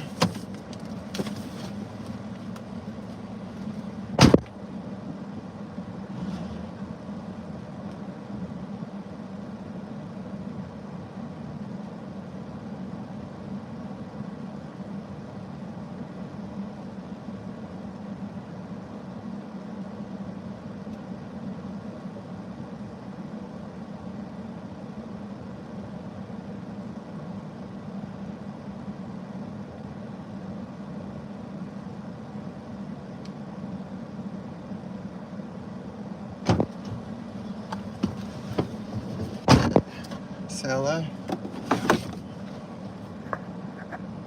I can see you, hey. No, I'm kidding. Scared him. Funny. Let's go. Yeah, come in. Right. That's wet. Little man. You ready? Don't What would you do? Yeah, listen to this guy, huh? 3868. Oh man, yeah, if you want 3868. Well, man, oh man, fucking it's an effort, mate. Oh, shit's an effort, man. You married? You happy? Oh my goodness, that's fantastic. That's awesome. No, not at all. What, I look like an idiot? Well, it's not for everyone. Yeah, that's exactly what I'm talking about. Underreported, probably because we're at war with Iran, that Khan was dragged into a House Oversight Committee hearing for a closed-door deposition. You want to know what Richard Khan told the committee, despite the overwhelming amount of testimony and evidence that he knew of Epstein's crimes? While Epstein was alive, I never observed any sexual abuse or trafficking of women and never received a complaint either by one of Epstein's victims or anyone else of such abuse or trafficking. Need I remind you, Khan is an executor of Epstein's estate, still along with Dyke, both of whom are also beneficiaries of Epstein's. Yes, I'm a beneficiary of the 1953 trust. It's just very strange for a lot of people that the list of clients that went to the island has not been made public. Yeah, it's very interesting, isn't it? That's basically where we are in figuring out who Epstein's closest associates were. We may not directly know who the Epstein clients are yet, but we know who the most important people in his life were, who helped finance and facilitate his crimes. Ghislaine Maxwell, Robert Maxwell, Les Wexner, Jean-Luc Brunel, Leslie Groff, Darren Indike, Richard Codd, Nicole Junkerman, Leon Black, and Dubbin,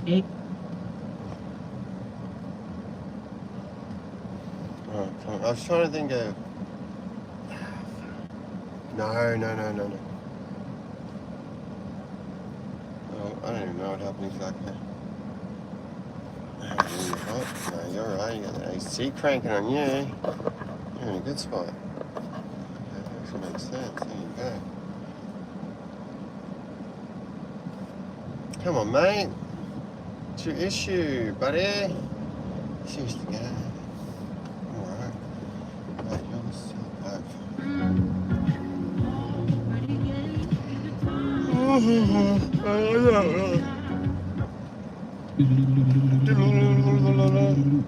There it is. Let's get right into it. Sunday, Merry Sunday. Wasn't gonna do a video today, but you know what? There's a whole bunch of stuff that has gone on. As you guys know, Buy Me a Coffee, that is the platform I am using. I like it a lot. If you want to support the channel, buymeacoffee.com/Coach Colin brings you to something that looks like this, and you can just choose how you want to support. It helps me a whole bunch. It's coffee, it's the morning, it just makes sense, right? Anyways, just wanted to throw that out there. There's also a link in the description. Also a link in the description to Spotify if you like listening on Spotify. Let's jump right in. So there has been a whole lot that has taken place. The White House Correspondents' Dinner actually had an active shooter. This man actually got into the building, not into the actual, I guess you could say, ballroom, dining room floor where all the president is.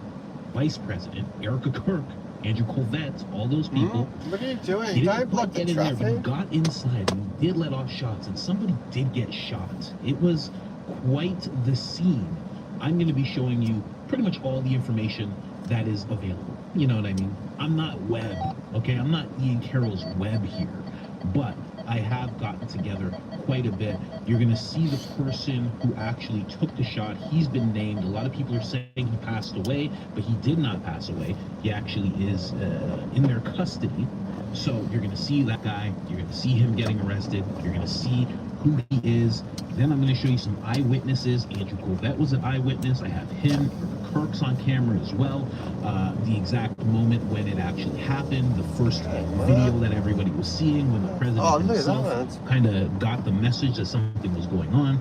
This is actually pretty crazy. So there's a whole bunch that I'm going to be showing you right now. Let's just jump in right at the top. This is the scene when the man himself, his name's Cole, Cole Thomas Allen actually goes and tries to get in to the event and succeeds. Like,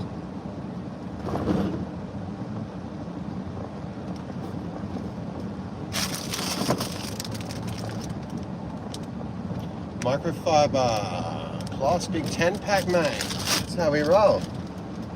What is that? 2 more Duggars. Oh, okay. Oh. This is terrific.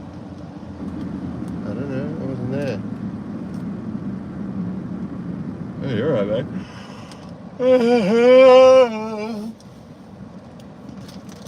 Yeah, then I see you wronga, baby. Hey, buddy.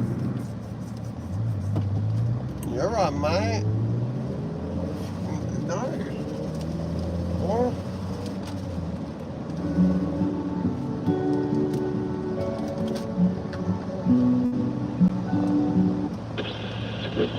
Bada bing, bada boom. Bada bing, We bada get a boom. lot of oddities. Sometimes we get emails just simply telling us to look into somebody's name. Like, there's no criminal record, there's no online discourse, it's just a name. And then we respond, and then there's no response back. But that is still probably nothing at all compared to what the producers of the Oprah Winfrey Show likely got when it was on air. December 2006, the Oprah Show just flew out an entire family, almost 24 family members, all the way from Arkansas to Chicago. They're paying for the airfare, hotel costs, food costs, everything, which is a lot of money for almost 20 people. Well, let's just say that But fucking the family cloud. they're bringing into interview, they're famous. They're the Duggars. They have their own TLC reality show. They're all about good Christian values and procreating. Like, there is a mandated law that if you don't pop out a child every other summer out of you, you will be struck down by lightning. They're naturally a very interesting sight. The girls in the family all have curly hair, wear long dresses. They look like they're stepping out of a movie from decades ago before cities had running water. But before they can even step foot onto the production stage for the Oprah Winfrey Show, before they can even do a sound check, an email lands in one of the producers' inboxes. Before you air the Duggar family from Arkansas, you need to know the truth. They are not what they seem to be. Joshua, the eldest son, the 19 kids, has molested his siblings while they were sleeping, and the parents have been hiding the secret for a long time. Jim Bob, the father, lies to his church and his friends to make him look good. At this moment, he's in trouble with the church for lying about Joshua and the things that That's concern the way the church concerning, that was one. reacted. It's tough. I think that you should know the truth before they make a complete fool out of you in your show. They have been on TV before and come across as a perfect family, which could be further from the truth. They jump from show to show to receive gifts for their family to make them look really good. Please consider this and confront them about their secret. The Oprah Winfrey Show, they canceled the Duggar interview. Even though they're already waiting for the Oprah Winfrey Show in Chicago ready to film, they cancel it. And then they forward this email to the local police station. This email from 2006 is going to kickstart a decade-long secret ordeal that ultimately implodes and results in multiple arrests. At least 3 Duggars have been arrested thus far, 1 police officer in connection with the case, mostly all for crimes against children. Whoever emailed Oprah was right. The Duggars were hiding something.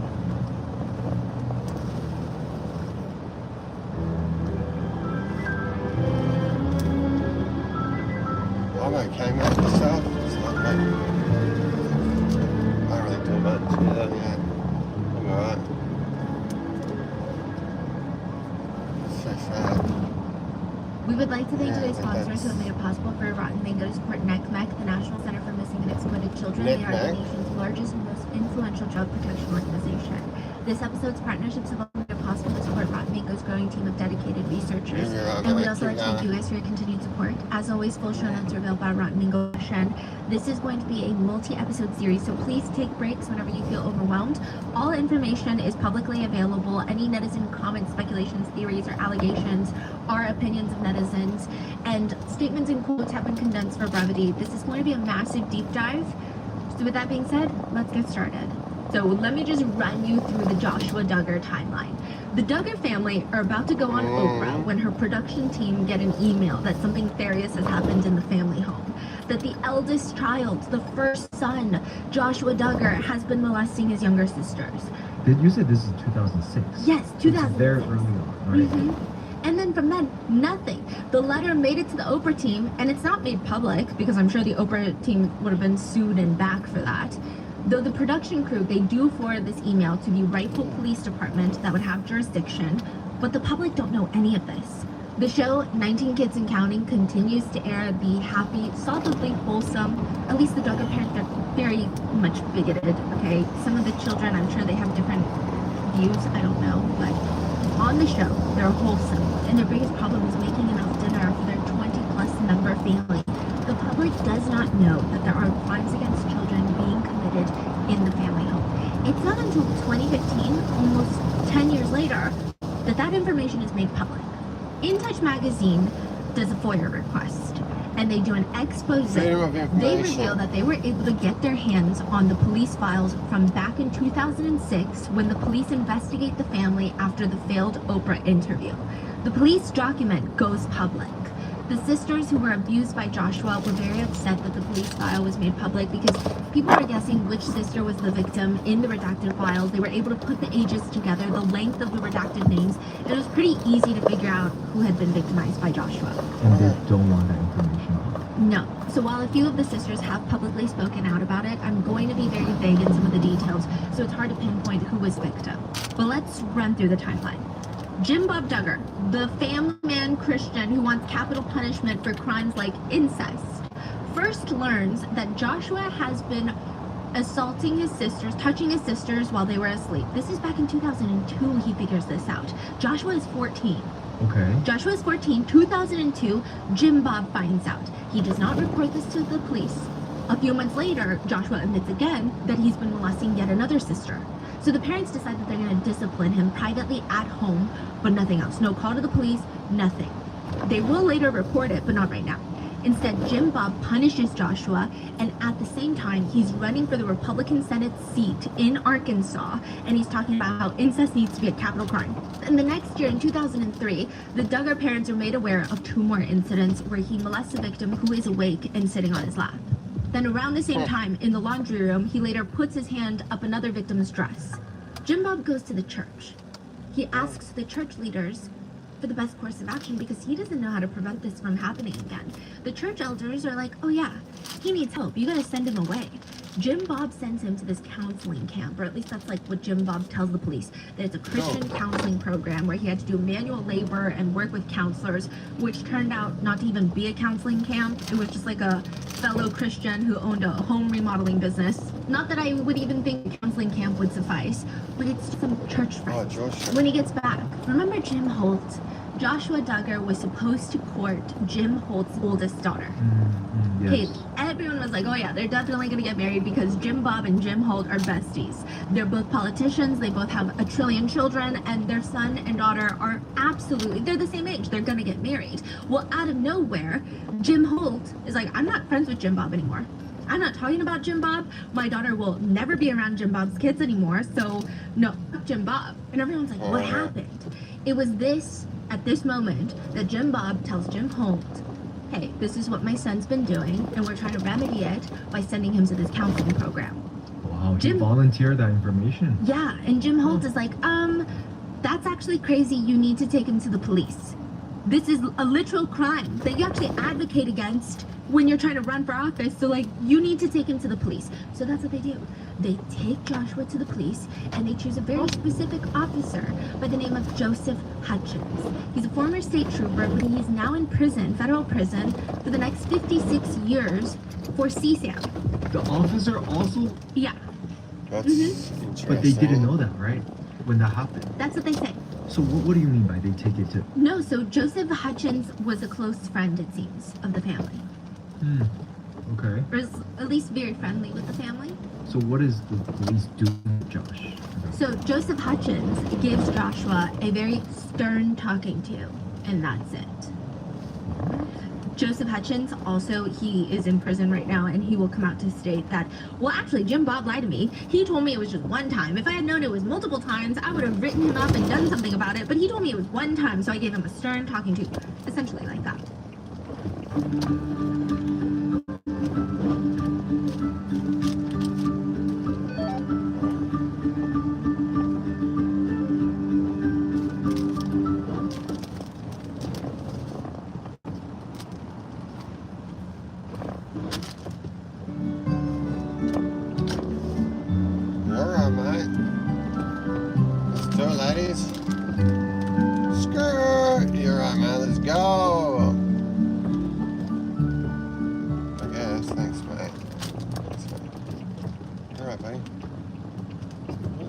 that?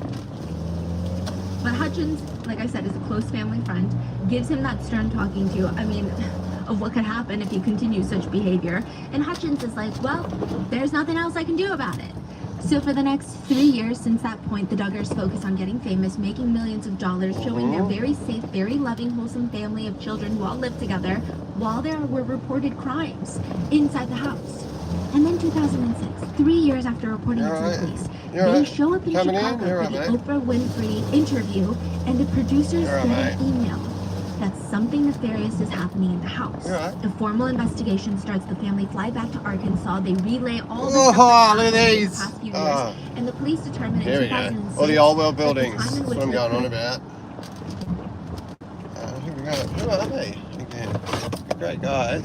Hutchins, George Street. That's it. Cool. Oh, hang on, I've got to get over it? Yeah. Okay. George Street, traffic control? Yeah, good day, Manchester State 1, the Blue Ute. I've got, it's one package for you guys. It's just a front seater. I'll have to do that loop. I'm going to pass you now, like on the bloody William Street or something, and I'll do the circle. Oh, Margaret Street. I'm just going down Margaret Street. I'll be out in like 2 minutes if that's all right. We've got a lane closure, mate, so you can just park inside the lane closure. Oh, okay. Yeah, Roger. Cheers, mate. All right. Okay, Roger. Cheers. Thanks, guys. Oh, yeah. Cool. Hang on, big car. Hang on, big man. Let's go.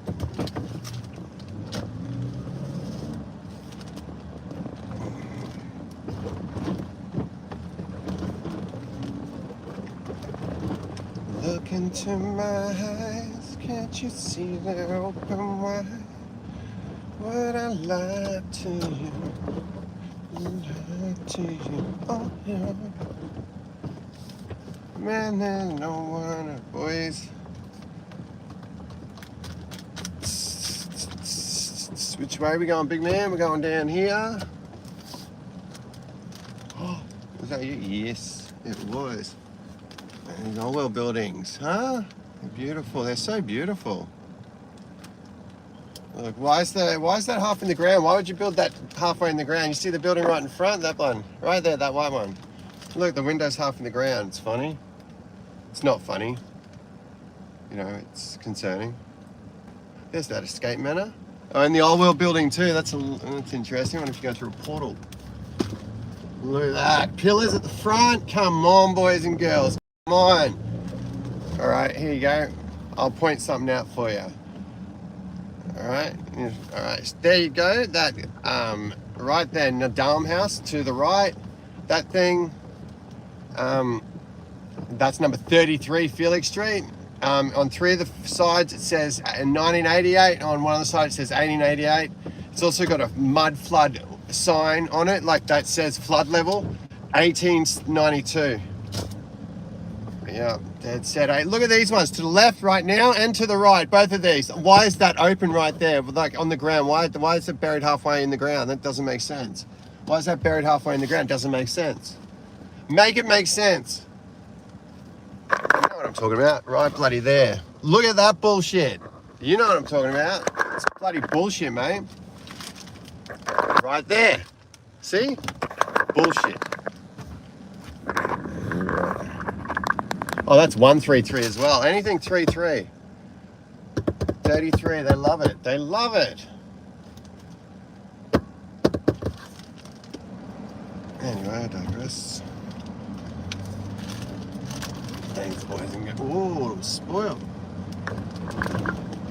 Why is my heart breaking? I'm going through some things, man. Oh, mate. Oh, look at these. And of course you, are you kidding? Of course you know. You a Mason? You a Freemason? Of course you are. You're telling porkies. You certainly are.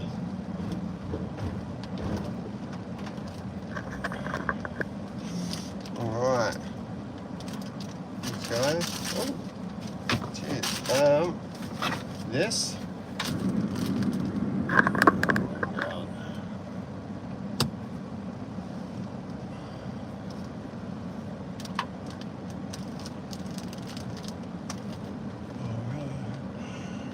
What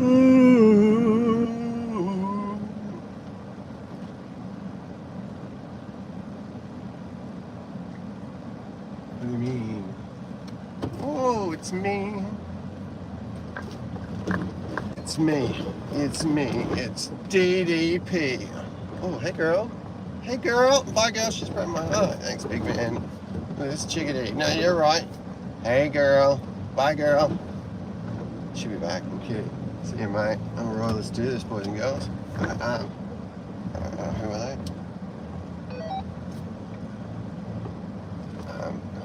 Yeah, George Street. I'm about to turn onto the street. ETA about 10 seconds, mate. Cheers, guys. About the front way, 3 months. Cheers. Thank you. All right. I wonder what phallic thing that represents. That right there. See that? Right there. And they got a big bull. Is that your park? Was that your park, mate? It's a good park. What do you mean by that? Really? I don't think really. Got a couple of traffic cones, mate, so you can drive straight in. Thank you. Good. Good. Let him talk. Let him talk, I say. I'm just waiting to get my ride on. All right. Thanks, guys. Cheers. There you go, mate. Alright. Through here? Through, which one? This one or that one? Yep. Thank you.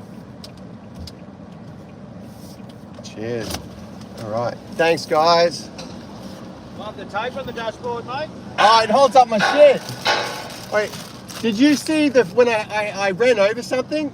And I had tape holding the whole front of the car on. I've seen that. Yeah, man, that's what I do. Wait, that's why they call it 100 mile an hour tape.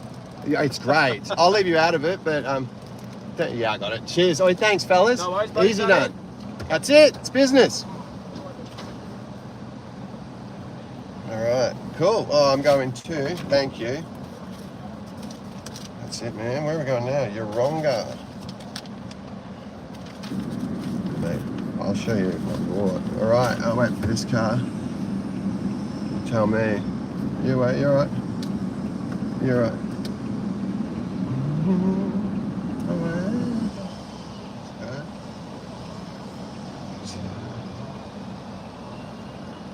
Alright. 66, hey? We'll wait. That's right. Yeah. Good on you. Thanks, guys. Spoiled. Cheers.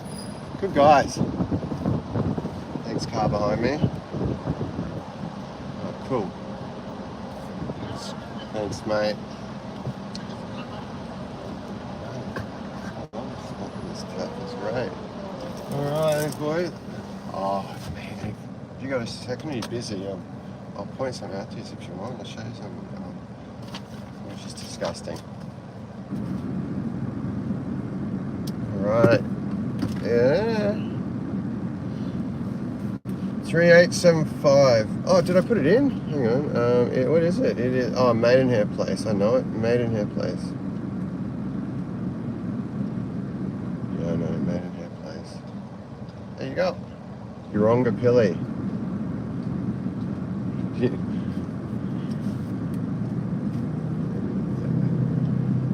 Oh, she kind of looks like her. Yep, it's exactly what she does. Guarantee. I know a bunch. Definitely. Oh, you still have issues. Yeah. Oh, 38753. 38753. Thanks. Oh, man. 753. Hey, boys. Good guys. Hey, there's a good bunch of those guys. Fucking hey, man. I'm a big fan of a bunch of them. A bunch of talents, man.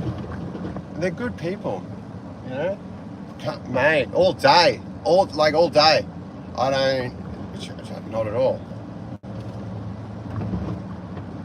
38753. Hey. 753. Which way are we going? 38753. Yep. I can't remember. 387. Oh, are we? Oh, I guess. 38753. 38753. 078, I think. 078. Over there. Oh, I know what that is. Is it? Yeah, that's that side. Okay, now I understand. I remember, yeah. Which way are we going? Yeah, we're going up this way. Warehouse. Makes sense, I believe. Oi, boys, gentlemen, thanks, guys. Some people are just nice. It's not hard, like, at all. Hey, guys, thanks. Gentlemen! Who was that? Thanks, fellas. You know what their name? A lot of those guys are nice, really, like, really nice to me, beyond, like, super nice. Like, I'll say things under my breath, they'll be like, oh, no, I'm just a piece of shit, mate, don't worry about me. No, you're not. You're not, mate. You know you're not. He's gone through some things that makes me think. Definitely. Yeah. Definitely loss. Yeah, loss. Or he's recovered from that. Like he's has depression as well. That's why. Because I am Rob Riches. That's him. Good old And then Ferdinand. Alright. Shall we? I suppose. Oh. It's all nippy. Yeah, let's get a drink, big man. Drink your poo. Oh.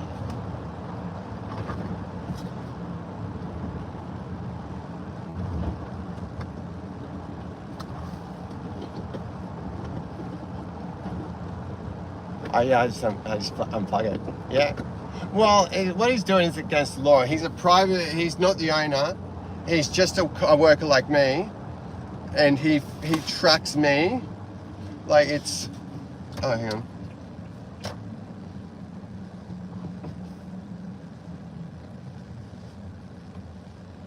Cool. What the fudge is this, man? Those charges has expired. What was it? Oh, hang on, mate. I got you. Hey, mate, ring. Oh, ring. Yeah, good, man. I was just saying text. So can you ring Brisbane and see if you can pick that up today when you're out near Yoronga? Yeah, I'm about to go to Yoronga. Did you say my text? No, you sent me a text, did you? No, I didn't send you shit. I sent you a photo just then. Oh, yeah, it just came through. Yeah, saying if you're out, when you're out Yoronga, see if you ring that bloke. I've got his number on there. And, yep. See if we can pick him up. Yeah. Is it Rudy? Was his name Rudy? It is Rudy. I know him. I'll ring him. All right, mate. Do you? If not, just come back to base. We'll go from there. Or do you want me to call you? No, you just go. You're going straight to Yoronga now, right? Yeah. And I'll go get the bins if they're ready. But if I can't get, you know, I've got to get other stuff we can do as well. But yeah, you just ring me if you can't. No, don't worry. Just yeah. I'll get them. Hopefully, if you can't pick him up, then let me know. If you can, don't let me know. All right. Okay. Yep. That's perfect. And then we got a couple out near G-Bone to pick up. Yeah. All right, mate. I'll see you shortly, buddy. Okay. Bye. Bye.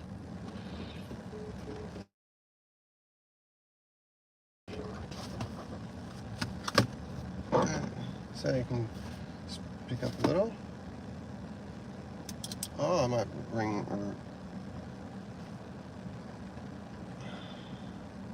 I didn't send you anything.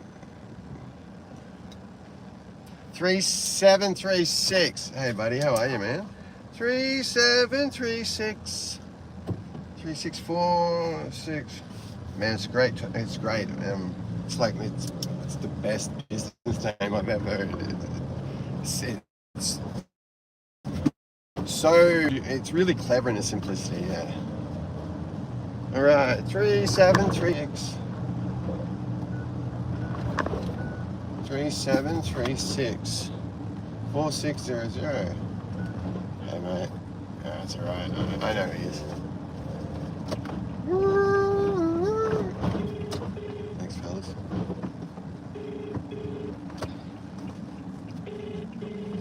Buddy. That's right. Good day, mate. I'm sorry to interrupt. It's Statewide Trade Supplies. How are you? Thanks, mate. Sorry, who am I speaking with? Statewide Trade Supplies. Is this the Brisbane's number? Have I got the? Yep. Yeah. I'm just ringing up to see if the guy I work closely with, he said we've ordered from you guys, but he hasn't ordered that long ago. He was just seeing if I was in the area to ring you guys, see if it's available. If it is, I'll get it. If not, we'll do it next time. Mate, just a sec. Just let me see what you're after. Yep. Do you want me to tell you? I'll have to have a look as well. But don't go out of your way for us, mate. Yeah. Okay. So it's 20, 120, 120. I thought it was just. How far out are you? How far away? Yep. So I'm heading to Yeronga now. I'm like 6 minutes from Yeronga. Right. Which is I don't have. I can have them together in about 15 to 20 minutes. If you can wait that long. Oh well, yeah. I've got to go to.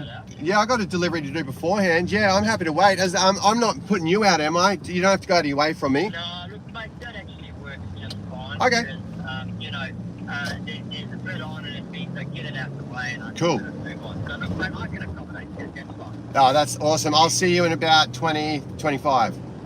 Mate, that sounds good. I'll get that sorted out for you. Hey, just double checking. That's so that's 40. That's 18 120 litre bits. Is that right? Did you say 18? Yeah, that's right. 7 and 4. Oh, hey, my thing just says 240 litre, like one green bins with. Right. Okay. I might be looking at a different order. Yep. So give us a sec, mate. If it's just that, Yeah. I can most definitely accommodate that. Yep. Just give me a moment.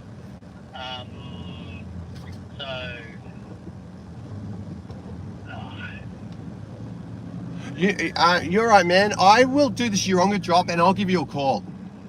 Okay, mate. And so I'll call you back in like 15 minutes and we'll go from there. I'm easy, man. Yeah, okay, mate. No problem. All right. Okay. See you, mate. Right, bye. Bye. All right. No worries. Yeah, man. Oh, shit. Hey. Yeah, mate. Yeah, you'll know as soon as you see me. I remember you. You and Rudy, buddy. Oh, is that you, Rudy? Thought you the other one. Daddy G. Wait, it's school hours, isn't it, girls? All right. You know why you aren't at home today? Why Dad's at work? Because you can't be trusted. That's why, and that's on news. Yep, there you go. And good luck to yous. Why not? Touching?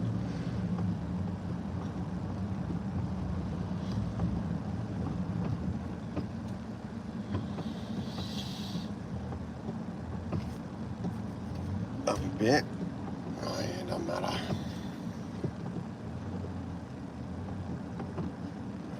Why not? What I think is. Yeah. Skirt. All right, thanks, boys and girls. We won't be long. We're just gonna go get something. All right, and oh my goodness, mate. Hang on, buddy. It'll be round.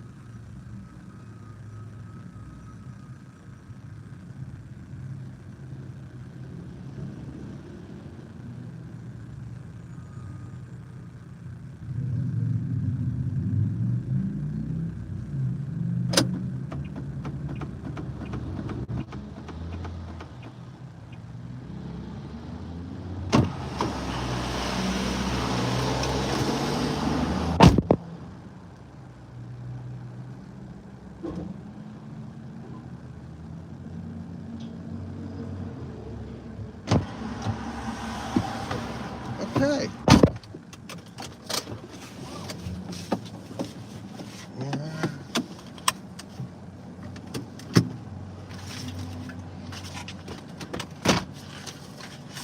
Oh, you're right, mate.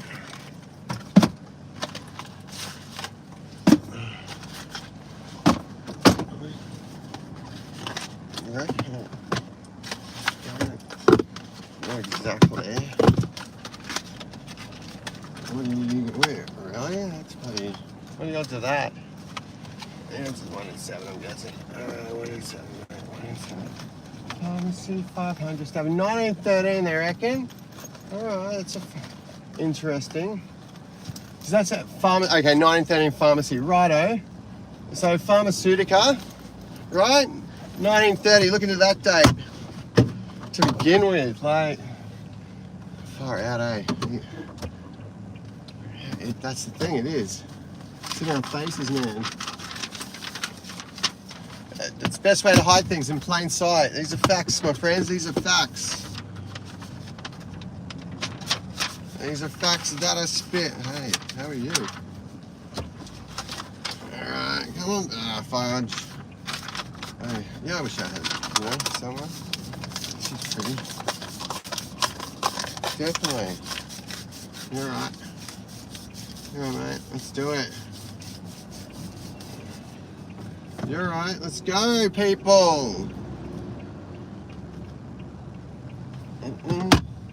Oh, shit. Sorry, excuse my friend. Parlez-vous français? Well, slow down. Slow down. You'll be right. I need to go. How far? Woo! Thanks, boys and girls. Cheers, big ears. And what? Then what? Hooroo. Hooroo. Oh, yeah, there's a shithole. Caboolture, you heard? Caboolture. You ain't listening if you're in Cabo. No, tough fish, funny.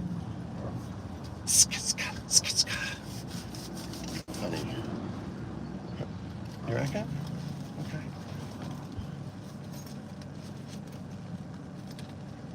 Okay. Oh, hey. Oi, oi, oi. I can see you. Get that out of your hand, you grub. Ha There they go. Oh, cool.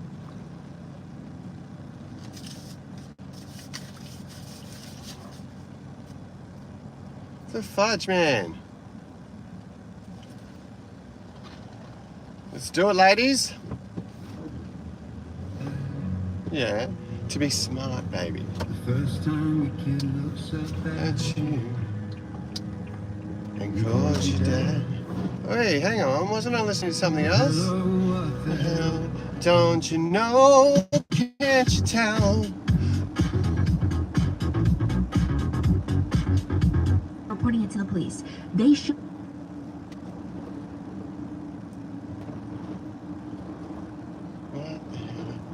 Don't you know, can't you tell? I think it's 40. Oh, I wonder if lovely Leah will be on. I think it's 14 or 15. Up in Chicago for the Oprah Winfrey interview, and the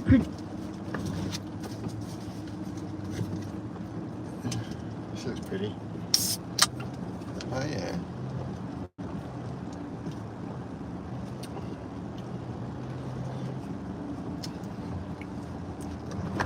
You made the choice.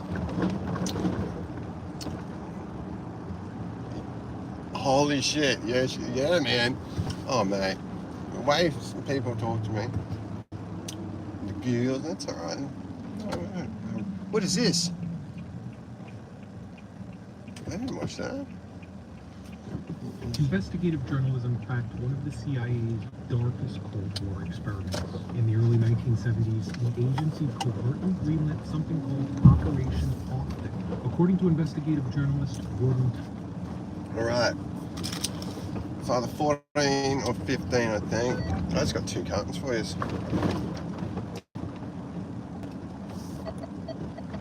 Hey, Leah. Hello, darling. 14 or 15. Traffic control?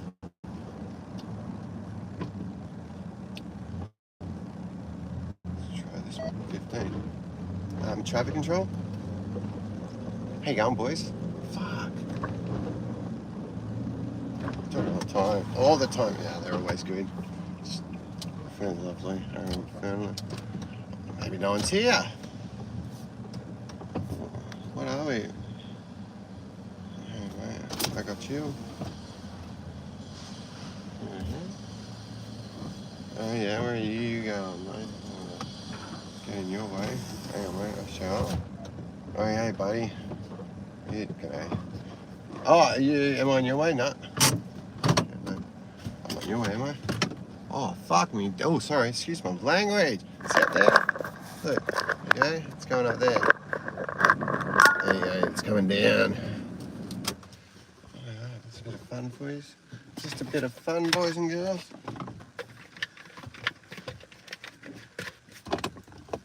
Alright, who we got? Who we got? I don't even know what to tell you. There you go. You're on my... utility knife and blades. Okay. Excuse me. Oh, is that big man? No. Tame. Yeah, man. Is that him? No. How's that racist? Yeah, chickeny. Oh, that's not bad, actually. Hey, mate. Grip utility knife.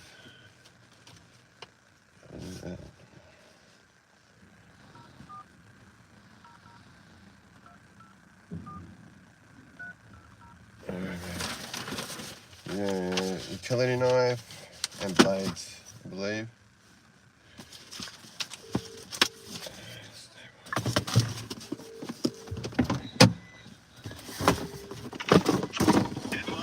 Hey mate, it's just statewide. I'm just giving you a heads up.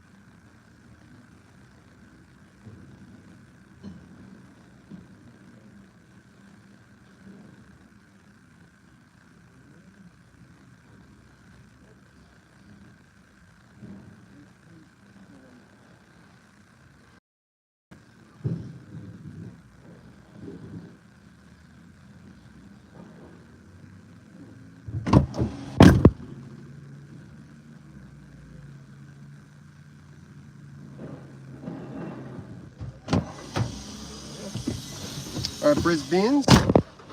Yeah, mate. Yeah, it is one. I believe it. Yeah, mate, I'll get out the way. Oh, hey, man. Yeah, mate. Hey, man.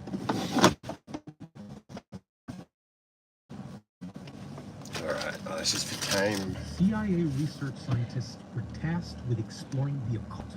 Now, not as believers, but as observers. A friend quietly helped fund a source course at an American university. Around 250 students. Agency personnel sorry, man, I got the way. rights, black magic, even the practice of raising the dead. At the same time, the official 38709. Thanks, mate. Often. It's a program about drugs and human behavior. 878. You're massive. Navy contracts. I'm in no fucking trouble. You're on for some reason an abrupt like, why would people have like death wish? Read, destroy. I'm John Genoa. Well, anyone can. History. You know? Files on Operation Austin. MK Austin. Don't know how. I'll weigh in on this after a second. Get the middle of I'll never do it. Let's go. First. Yeah. You made it. What's tame? Tame? Is that how I do it? How do I pronounce it?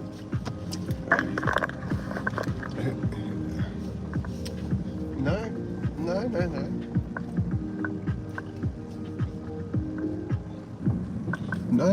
but do you want me to?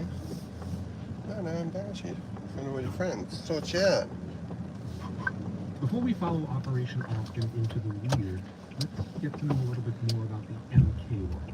You may have heard of MK Ultra, the CIA program that, beginning in the 1950s, probed ways to alter human behavior and perception. The government engaged in drug research, hypnosis attempts, sensory deprivation, using the web of fronts and university contacts as cover. Now, in 1973, many records were destroyed. By 1975 to 77, Senate investigations with whatever records managed to survive the purge on the record.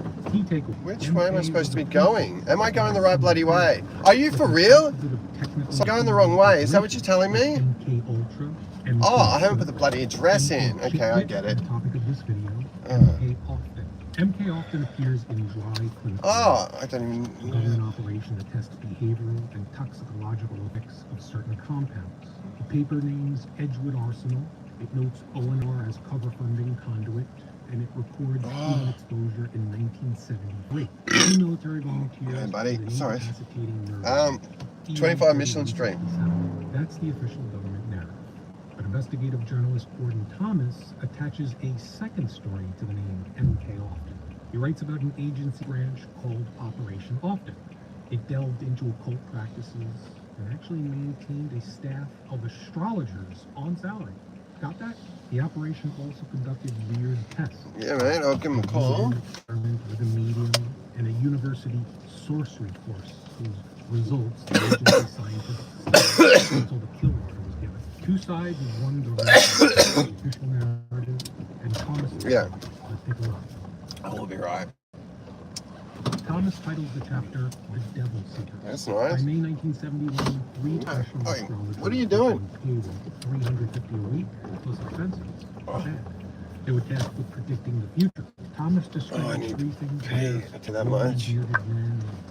Just like pay. Hey, that's right. Probably. One San Francisco astrologer was exposed as a fraud. Stay there for long.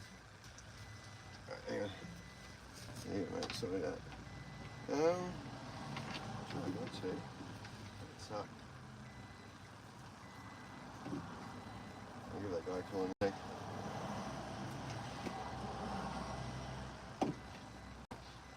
Oh, that's gross.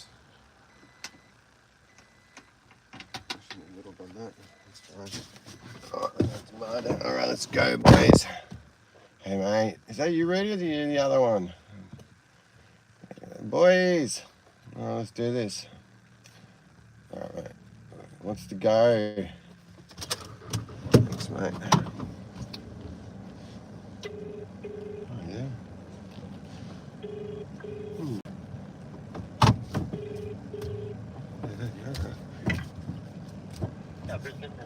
Hey mate, it's just statewide again. Oh, statewide. Yep. Mate, you just called me before. I thought you said you were from somewhere else. Oh, sorry. No, look, that's all right. Just give us a moment. I will. Let me see if I can find it. All right. Doesn't matter if you can't. I'm not far from you. We're only trying our luck, but yeah, don't go out of your way. Mate, it's one dark green bin with the yellow lid. I sort you out. Swing around. We'll sort it out. Thanks, mate. I'll see you shortly. Okay, no problem. Cheers. Thanks, buddy. All right. That's all right.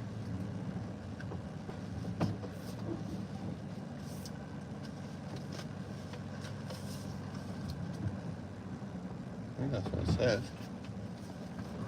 You're right, big man. That's what it is, isn't it? Yeah, I believe as well. Oh, man, I need to learn to bloody not mumble.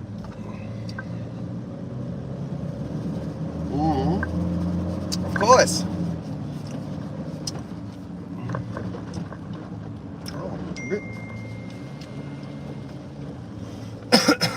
What?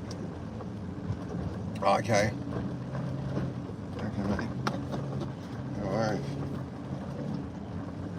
No worries. Thanks, mate.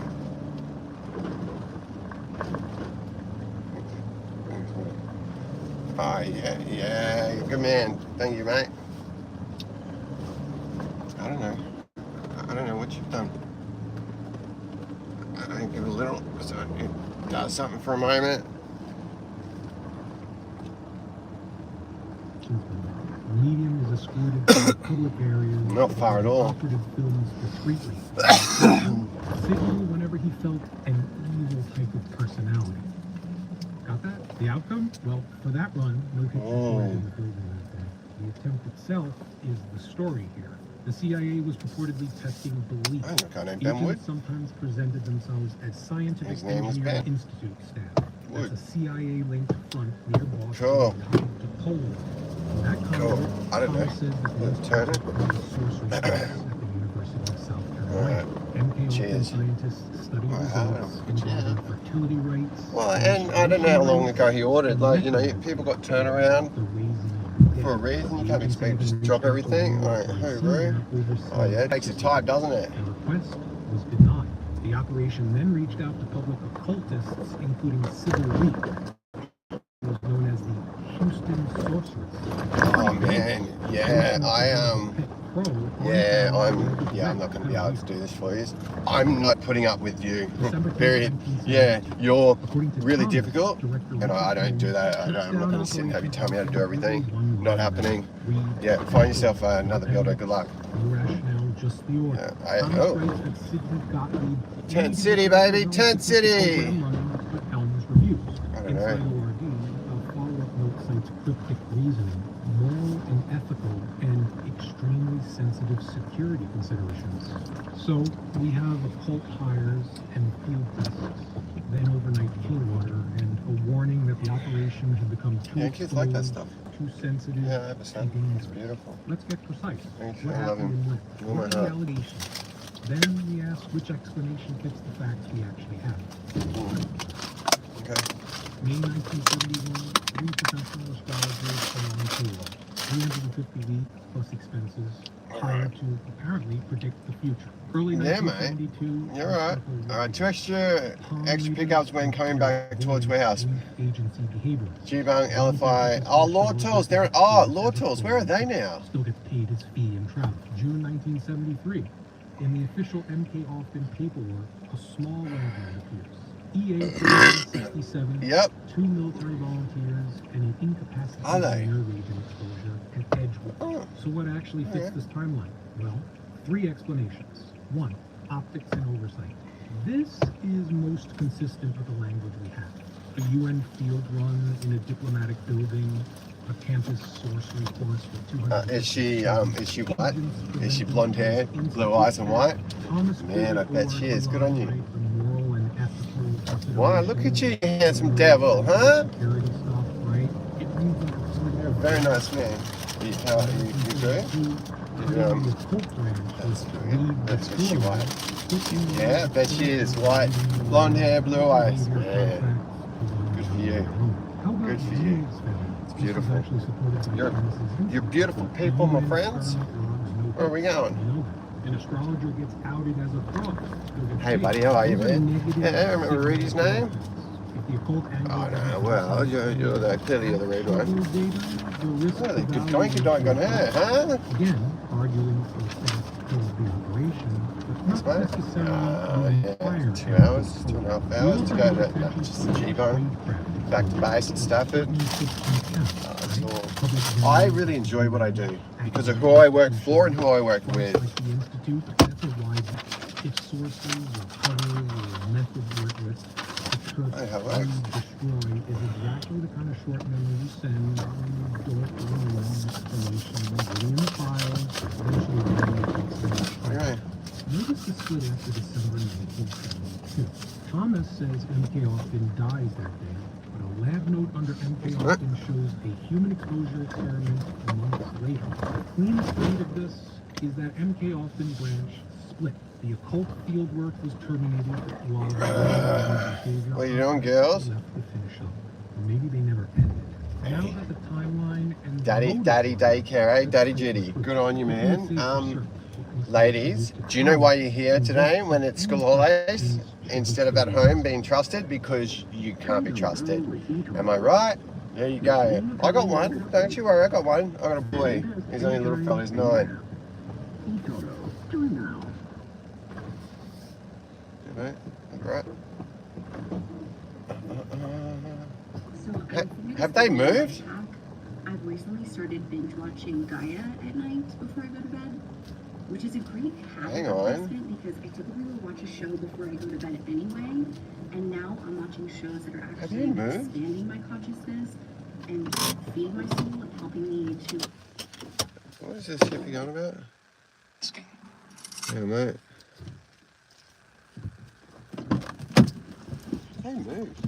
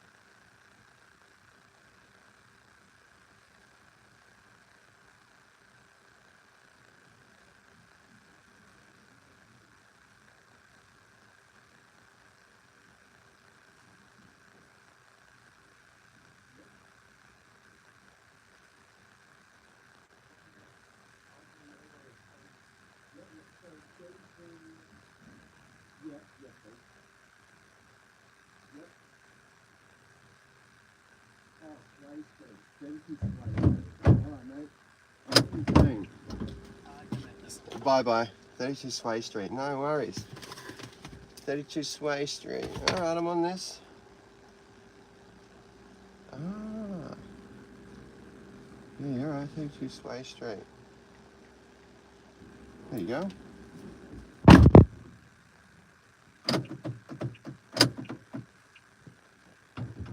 Right.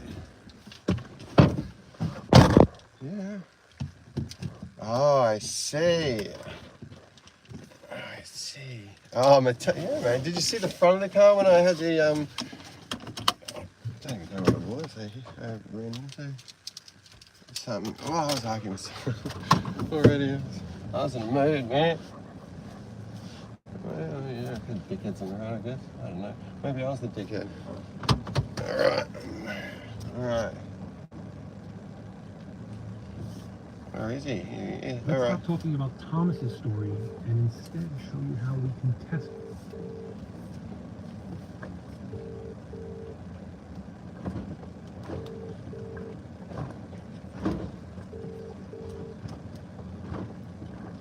Your call has been forwarded to voicemail. The person you're trying to reach is not available. At the tone, please record your message. When you have finished recording, you may hang up.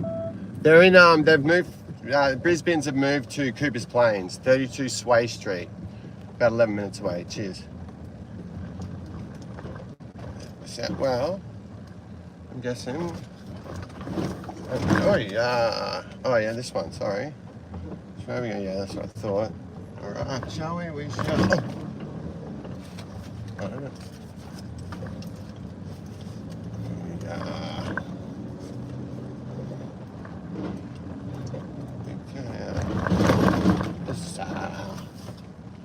Oh, come on, boys. So we can do this. If we can. Yeah, mate, you're right. The fuck? Yeah. Alright, here we go, the big man turning.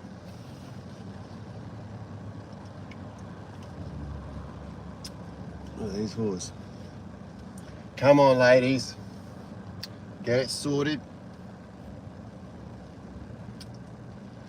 don't know. Just depends. Here we go, here we go, here we go. Come on, fellas. Come on, fellas. There's a bit of BS. Oh, we got time, don't we? Hey, mate. So they moved. Brisbane's moved to Cooper's Plains. 11 minutes away. Yeah. Yeah, well, he did just now, though, but yeah, it doesn't help us. Oh, that's a dream run, Chris. I just got to go across 2 lanes. It was a beautiful thing. And I'm heading to him now. I just spoke to him. I'm 11 minutes away. It's only one 240-litre bin, isn't it? I think so, yeah. Yeah, that's what I thought. Yeah, all right, cool. No worries, mate. And then I'll go straight I'll go to G-Bung. Yeah, mate, or you can stop and have your lunch or whatever you got to do. Whatever's, yeah, go on. Whatever, well, G-Bung. And then just get me, well, if they'll give you some paperwork at Brisbane so I can change the address. Oh, okay. Do you want me to tell you what it is? Do you want me to tell you the address? Do you want me to tell you what the address is? No, I'm out and about. So Oh, okay. so, yeah. All right, mate. But if you write it down, I'll get someone to change it at the head office or whatever. All right. Okay, see you, bye. See you, mate. Bye-bye. What? No. Oh, did I just go past it? Hang on. Oh, far out. Are you still there? Hang on. Oh, my goodness.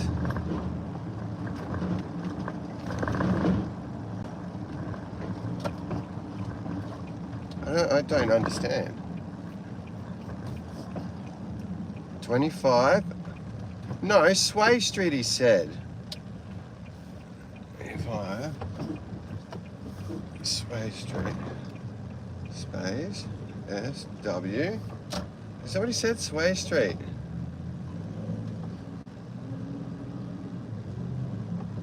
Oh my goodness, come on. Oh, yeah, I'm trying to do something. Hang on, mate. Oi, I'm busy, idiot. 25 fucking Sway. Where the fuck? Sway Street, Cooper's Plains. Fucking, I had you in. What's your problem? What are you doing to me? Making me go the other way. It's bullshit. No, let's do it, big man. Round 2A.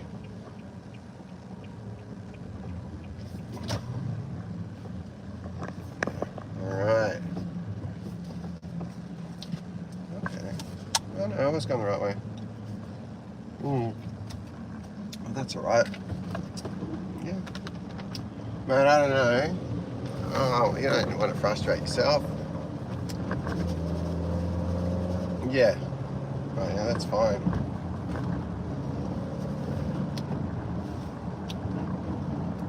Finger A. Oh, you moved. Yeah. Oh, Sway Street's that beautiful accent of yours. It's beautiful, mate. 5 places where paper should exist if MK often ran what Thomas describes. First off, University of South Carolina, 1971 to 72. Looking for course catalogs, departmental minutes, student paper coverage of any classes billed as sorcery, ritual, something similar to that. Around 250 students. Departments that are most likely to host this include religious studies, anthropology, sociology, maybe special topic seminar. To prove it, I'd like to get my hands on a course catalog listing, a syllabus, maybe articles describing the course contents like fertility rights, raising the dead, and then a couple. That would be ideal. Next stop, Scientific Engineering Institute. Paperwork would be helpful. Thomas says officers use the SEI as cover and that the SEI helped fund the course. The trail lives in the corporate filings. Grant letters, any correspondence between SEI, Polaroid, and the university office would help. Would it prove it? I don't know, but I'd like to see maybe an SEI letter, an invoice, memorandum that mentions fellas, maybe even travel tied to ritual studies. Wow, I don't know about that. Next up, I'll give it some thought, maybe. Thomas Probably won't. Pretty rude like that. Public areas with a camera. He was instructed to signal when he felt an evil type. That leaves a footprint in security passes, visitor logs, or maybe even filming permits. What would prove it would be a temporary filming authorization, maybe a grounds pass ledger entry for around early 1972. Maybe a staff note indicating sensitive walkthrough, anything like that. Also, the New York Archdiocese Exorcism Office. Thomas says that an exorcism request was denied. Church files keep letters. What would prove it? Maybe a refusal letter, a diary entry, an internal memo, a government approach about the time? Oh yeah, we can do that. We might do that. I find it unlikely the church would offer that up, even assuming the evidence existed. They're known to be kind of tight-lipped about exorcisms and paranormal stuff. They play their cards close to the chest, and rightfully so. I'd also like to trace practitioner payments. Follow the money. By May 1971, Thomas names 3 astrologers who are getting paid $350 a week plus expenses. He says a San Francisco astrologer was exposed as a fraud. What would prove it? Show me the invoices, the expense vouchers, the 1099s, vendor cards from contractors that match astrology palm reading services. That would help. If we discover documentation... Like, I don't know you. Like, the fact that you can't see how rude you are is something else, you know? Practitioner invoice. It's a different story. We can effectively substantiate Thomas's claim. Which one? No, I think it's a little down still, yeah. Because they stop. Oh, can I? Or do what you do? Now, I've sent out the FOIA requests. I've dug through the university records. Oh, yeah. Now for my take on it. Oh, yeah. All these areas. I don't need anyone to believe in the occult to accept that an occult compartment could have lined up inside MK Ultra. I'm saying the institutional pattern is real, and it makes Operation often plausible. What am I talking about? What evidence? Well, how about some precedent? Exhibit A, Operation Midnight Climax. The CIA ran safe houses in San Francisco, hookers New York, and Dragon Johns. With LSD. They were then launched behind one-way glass while sessions. You got room, big man. You got room. They don't. They got no room. Cash payments, covert human trials in the open world. Yeah, you're right. So, if the agency would test drugs in a city apartment, a UN walkthrough with a psychic sensitive isn't really too much of a stretch, right? Exhibit B, Edgewood Arsenal human trials. For years, Army researchers ran human volunteer trials for incapacitating nerve agents. They observed long-lasting delirium and confusion. There's also a catalog of EA series compounds. We even see an MK Ultra paperwork from 1973 notes. Oh shit, look at you guys, huh? Shit, business going well. It's pretty flash. If you're trying to impress me, I'm very impressed, and that's not easily done. Built and fed straight into the MK family of covert operations. Exhibit C, Dr. Ewan Cameron's psychic driving in Montreal. A CIA-funded front supported psychiatrist Ewan Cameron's extreme experiments. Where did you make this up? Sensory deprivation, massive electroconvulsive therapy, and taped psychic messages. Patients later reported devastating memory loss. You're right. You're right, bro. Worse, it's behavior engineering under a benign sounding cover. It proves that the agency mixed fronts, universities, and ethically explosive ideas. Exhibit D, the U.S. remote viewing programs. For nearly 2 decades, the U.S. intelligence paid labs and soldiers to try to see at a distance. These trials took place at Stanford Research Institute. Cheers, big ears. Thanks, mate. Then Army units of Thanks, man. Alright, where are we going? 25. Oh! Review found that data was too unreliable for operations. Again, not a question of belief. It's the record. The government-funded hang on. Which one are we? If it worked, even once, it might be something the government... Which one are we? 4? Is that them? Yeah, that's them. Brisbane. Oh, hang on, let's go here. Yeah, that's them. Is this our loading zone? Alright. Yeah. Still, boys? Oh, what? Did I?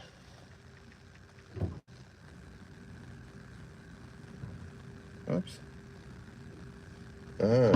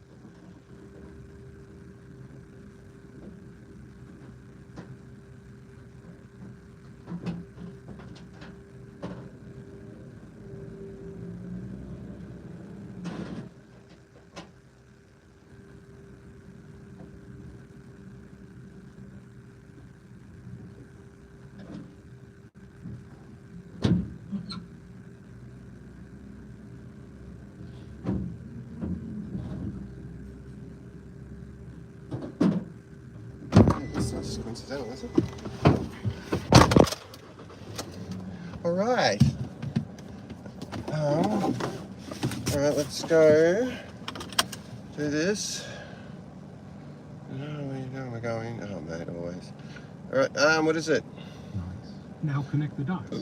Fronts and conduits like safe houses, university shells, the institute cover, public venues like brothels, apartments, hospitals. Really? Well, what about how far is it to G-Bone? Fringe human effects trials. Let me do that. Ecology, potential. Oh, it's in here. Ritual. Finally, the cleanup. Oh, man, I'm easy. The terse kill order and the Where are we destruction going? of records when the optics turn sour. If that's the pattern, MK often fits. Not as sorcery, but as belief and influence lab. Perhaps the experiment designed to test how rituals, suggestion, and authority... 210 Robinson Road East, okay. But then there's the December 10th, 1972 memo that 210... read, destroy. It's exactly the kind of short note you write when danger isn't science, it's exposure. So no, I'm not asking you to believe in magic. I'm asking you to look at the institution. Namely, its methods and its history of being... Considering all the above, tell me if an occult compartment What? really sounds so outlandish. To Am me, I? It sounds like business as usual. What'd be wrong with that? Too hot to live on paper.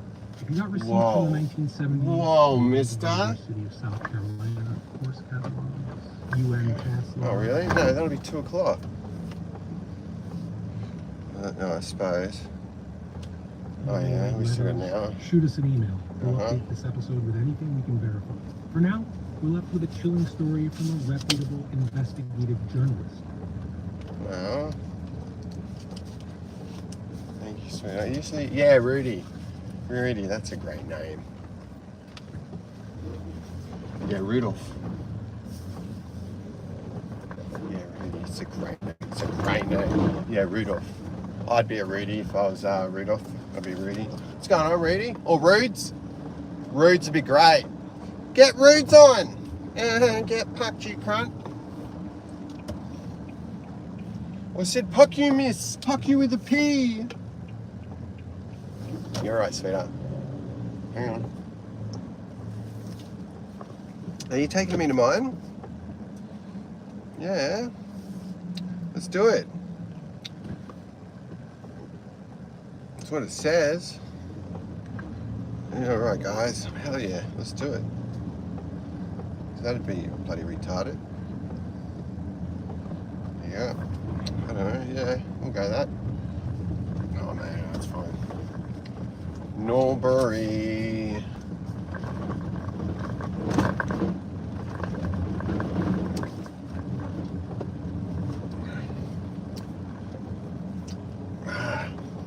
Hey, gentlemen, hey guys. Wait. Oh, there's a bunch. Oh man, okay, that's bloody nice. I have a lot of I'm very empathic. A lot, like an abundance. No, it's like it's. Oh man, I gotta go to the bathroom. Maybe, baby. Oh, blind sniff, pass it on, don't be greedy. Don't be greedy. Oh, that sucks. Oh yeah. Oh, they'll have to let you. Oh, dude. Yeah, it's a good graffiti. It's good. What is that? Oh, it's just a flipped car. Righto, boys and girls. So that's where that lives. That looks old world. Oh, it's lingering. It stinks. No. Don't talk to me like that. Yeah, no, again, don't talk to me like that. Yeah, don't. Huh? Oh, it's not nice, is it? Knuckle. What a knuckle, mate. Oh, yeah. Alright, let's go, boys. Oh, fuck. Hang on. Fuck. Hang on. No, we're right. Just have to wait. Is my thing over? I hope not. No, we're right. I think we're right. You'll be alright. Sort your shit out. Oh, I see. you'll be right. Gets to gunning, gets to stepping. That's the way.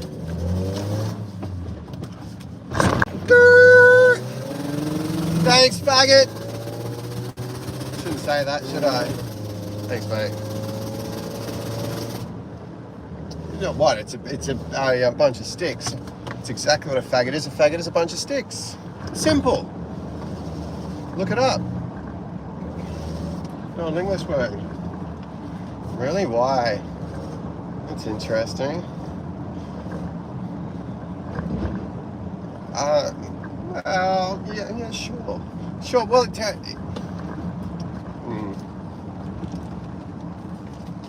I mean, there's variables to everything, but my experience is usually only one type of person who doesn't like the C word, and that's, you know, people who are. You know what I mean? Yeah, you know what I mean. Really? Oh, look at those all rust there. Is that the whole point of that?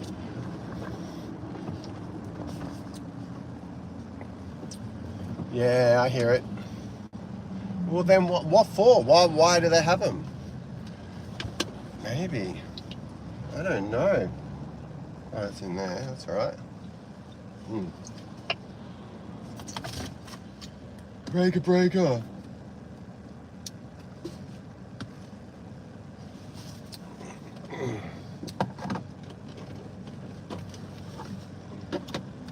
Said I am. I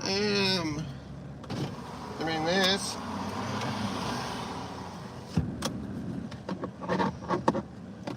Oh yeah, look, it's still doing its thing. Yeah.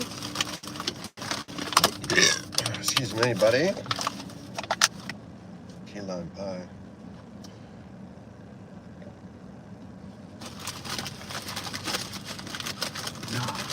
Never gonna run. All the decades of research and I don't know. I do.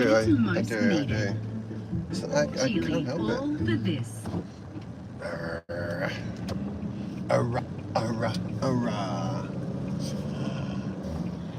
We made it. I can believe that. I'll never believe that. This movie told us exactly what happens at elite private parties, or more specifically, what they serve. Well, what am I for? A chef is offered hundreds of thousands of dollars to cook for just one night. The only catch is that its ultra-wealthy clients have an appetite for something usually kept off the menu: human. While a plot this dark seems like pure fiction, the reality is actually much stranger. From exclusive galas where the dessert is shaped like human bodies, to high society gatherings where tables are decorated with body parts. By the end of this video, you will see how this film exposes the elite's real-life obsession with these bizarre secretive gatherings. It's human. And what you wish for, a chef named Ryan travels to Colombia to stay with his old friend Jack from culinary school. Jack's named Jack? Oh man, be sus onto that. Luxurious sus onto that. Yeah, nephew Jack. Boss Jack. Both very handsome. What's that tell you? Tells me a bit. Jack reveals that he cooks for a highly secretive that he's cooked known only as the agency. They organize exclusive dinner parties all over the globe, specifically catering to diners. They pay astronomical amounts, and we're the ones who provided the massive estate. A few days later, Ryan discovers Jack dangling on a rope, completely broken by the dark reality of his profession. Instead of calling the authorities and risking an investigation, Ryan makes the calculated decision to hide what happened and assume Jack's identity to secure the wealth for himself. The very next day, the agency shows up at the estate to prepare for the upcoming event. The organizer mistakes Ryan for Jack, fully believing he is the chef they hired. Ryan chooses to play along with the facade, hoping to walk away with the massive payout. He is promised $300,000 to cook for just one private dinner. But when he tells the agency he has not yet sourced the ingredients for the event, things quickly descend into absolute madness.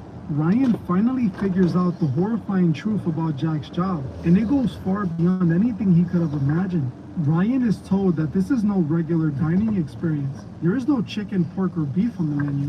What he will be cooking is far more exclusive. he discovers that the agency offers its wealthy clients a cut of meat that isn't sold at markets. They crave human flesh, which he will have to source directly from the local population and prepare himself.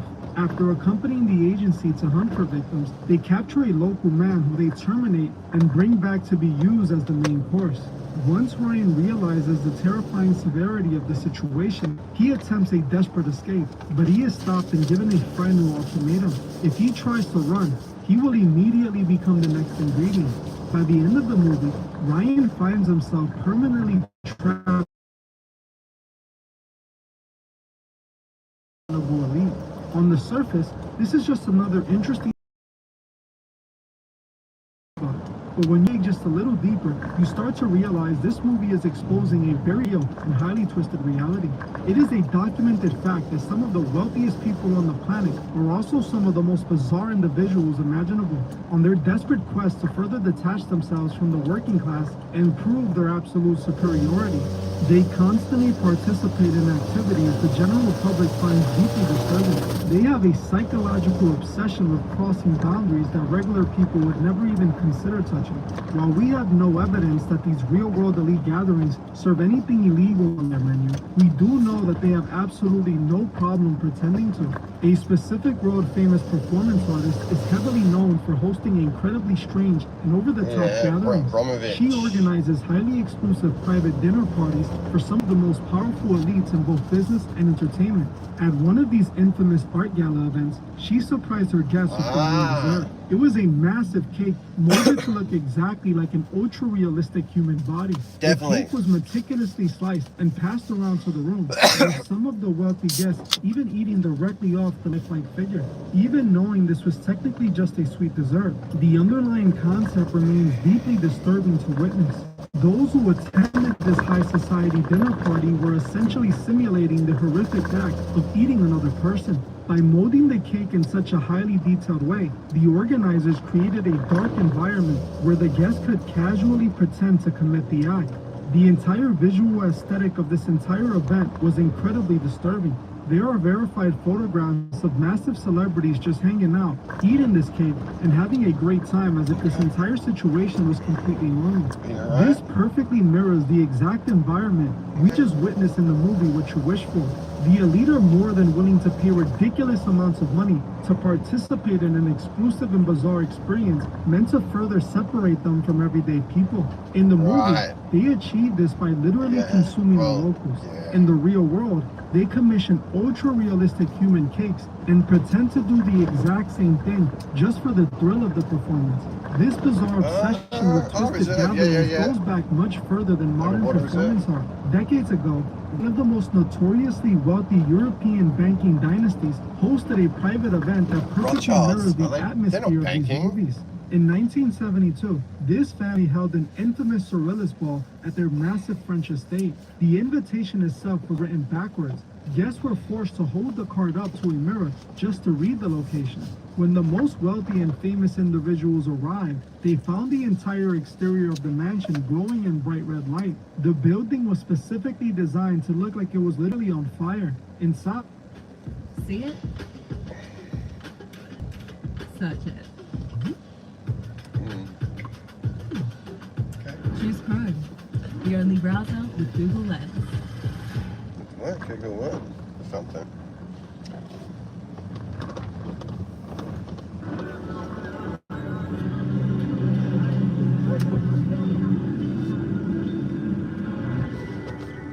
the guests were required to wear the most bizarre masks imaginable. People arrived with their faces covered by bird cages, animal heads, and multiple fake eyes. The verified photographs from this highly exclusive night look like scenes pulled directly out of a psychological horror film. The dining tables were decorated with broken dolls and taxidermy animals. The elite attendees viewed this entire terrifying spectacle as the peak of high society entertainment.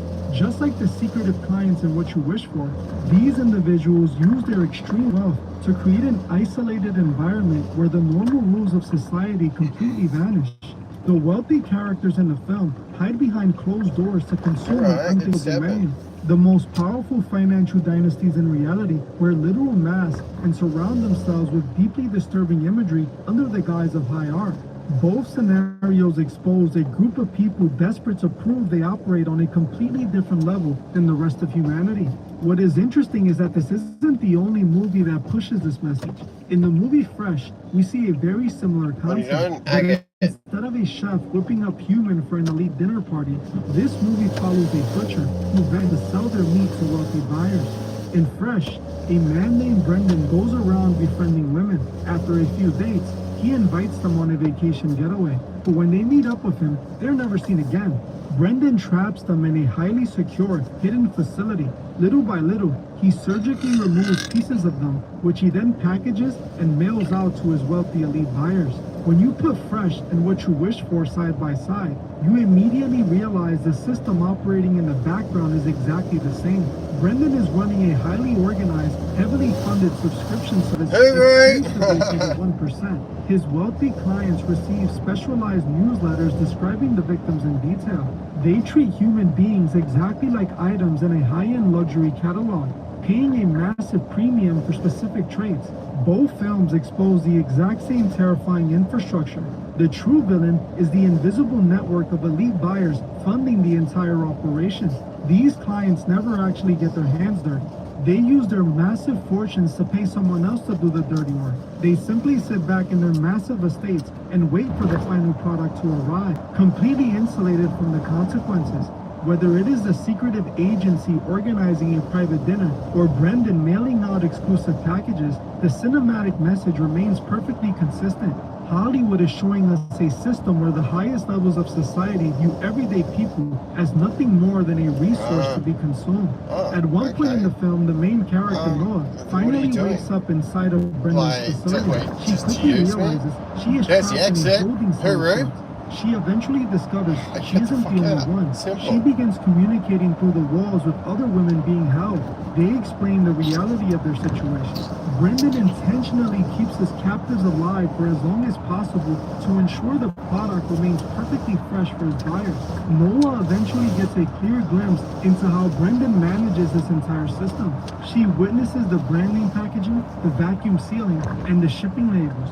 The sheer normalcy of how he packages the product and to wealthy the system absolutely terrifying. He treats the entire process like a regular online store. This perfectly illustrates how the elite view the working class as nothing more than a highly desirable product. The concept of treating human beings as a literal supply chain for the wealthy mirrors reality perfectly. We do not have to look very far into recent history to find an exact real-world equivalent to Brendan's business model. A highly publicized and convicted financier ran a massive, deeply funded operation entirely dedicated to sourcing vulnerable individuals for the global elite. Just like the subscription service shown in the film, this real-world operation functioned exactly like a VIP catalog. This individual kept detailed ledgers which contained the direct contact information of the most powerful politicians, royalty, and business leaders on the planet. He employed specialized recruiters to secure a private network. Once trapped, these individuals were transported around the globe on private jet, massive private estates to serve these elite clients. The core system was identical to the operation we see in Fresh. The incredibly wealthy clients never did the recruiting or trapping themselves. They simply funded the operation, showed up to the private estate, and their requested product was waiting for them. The film uses the extreme metaphor of a butcher to reveal a very real truth. The highest levels of society have always funded invisible networks to commodify the vulnerable, keeping their own hands completely clean, while someone else handles the dirty work. Looking at both Fresh and What You Wish For side by side reveals a pretty clear message. Hollywood is explicitly showing us the hidden side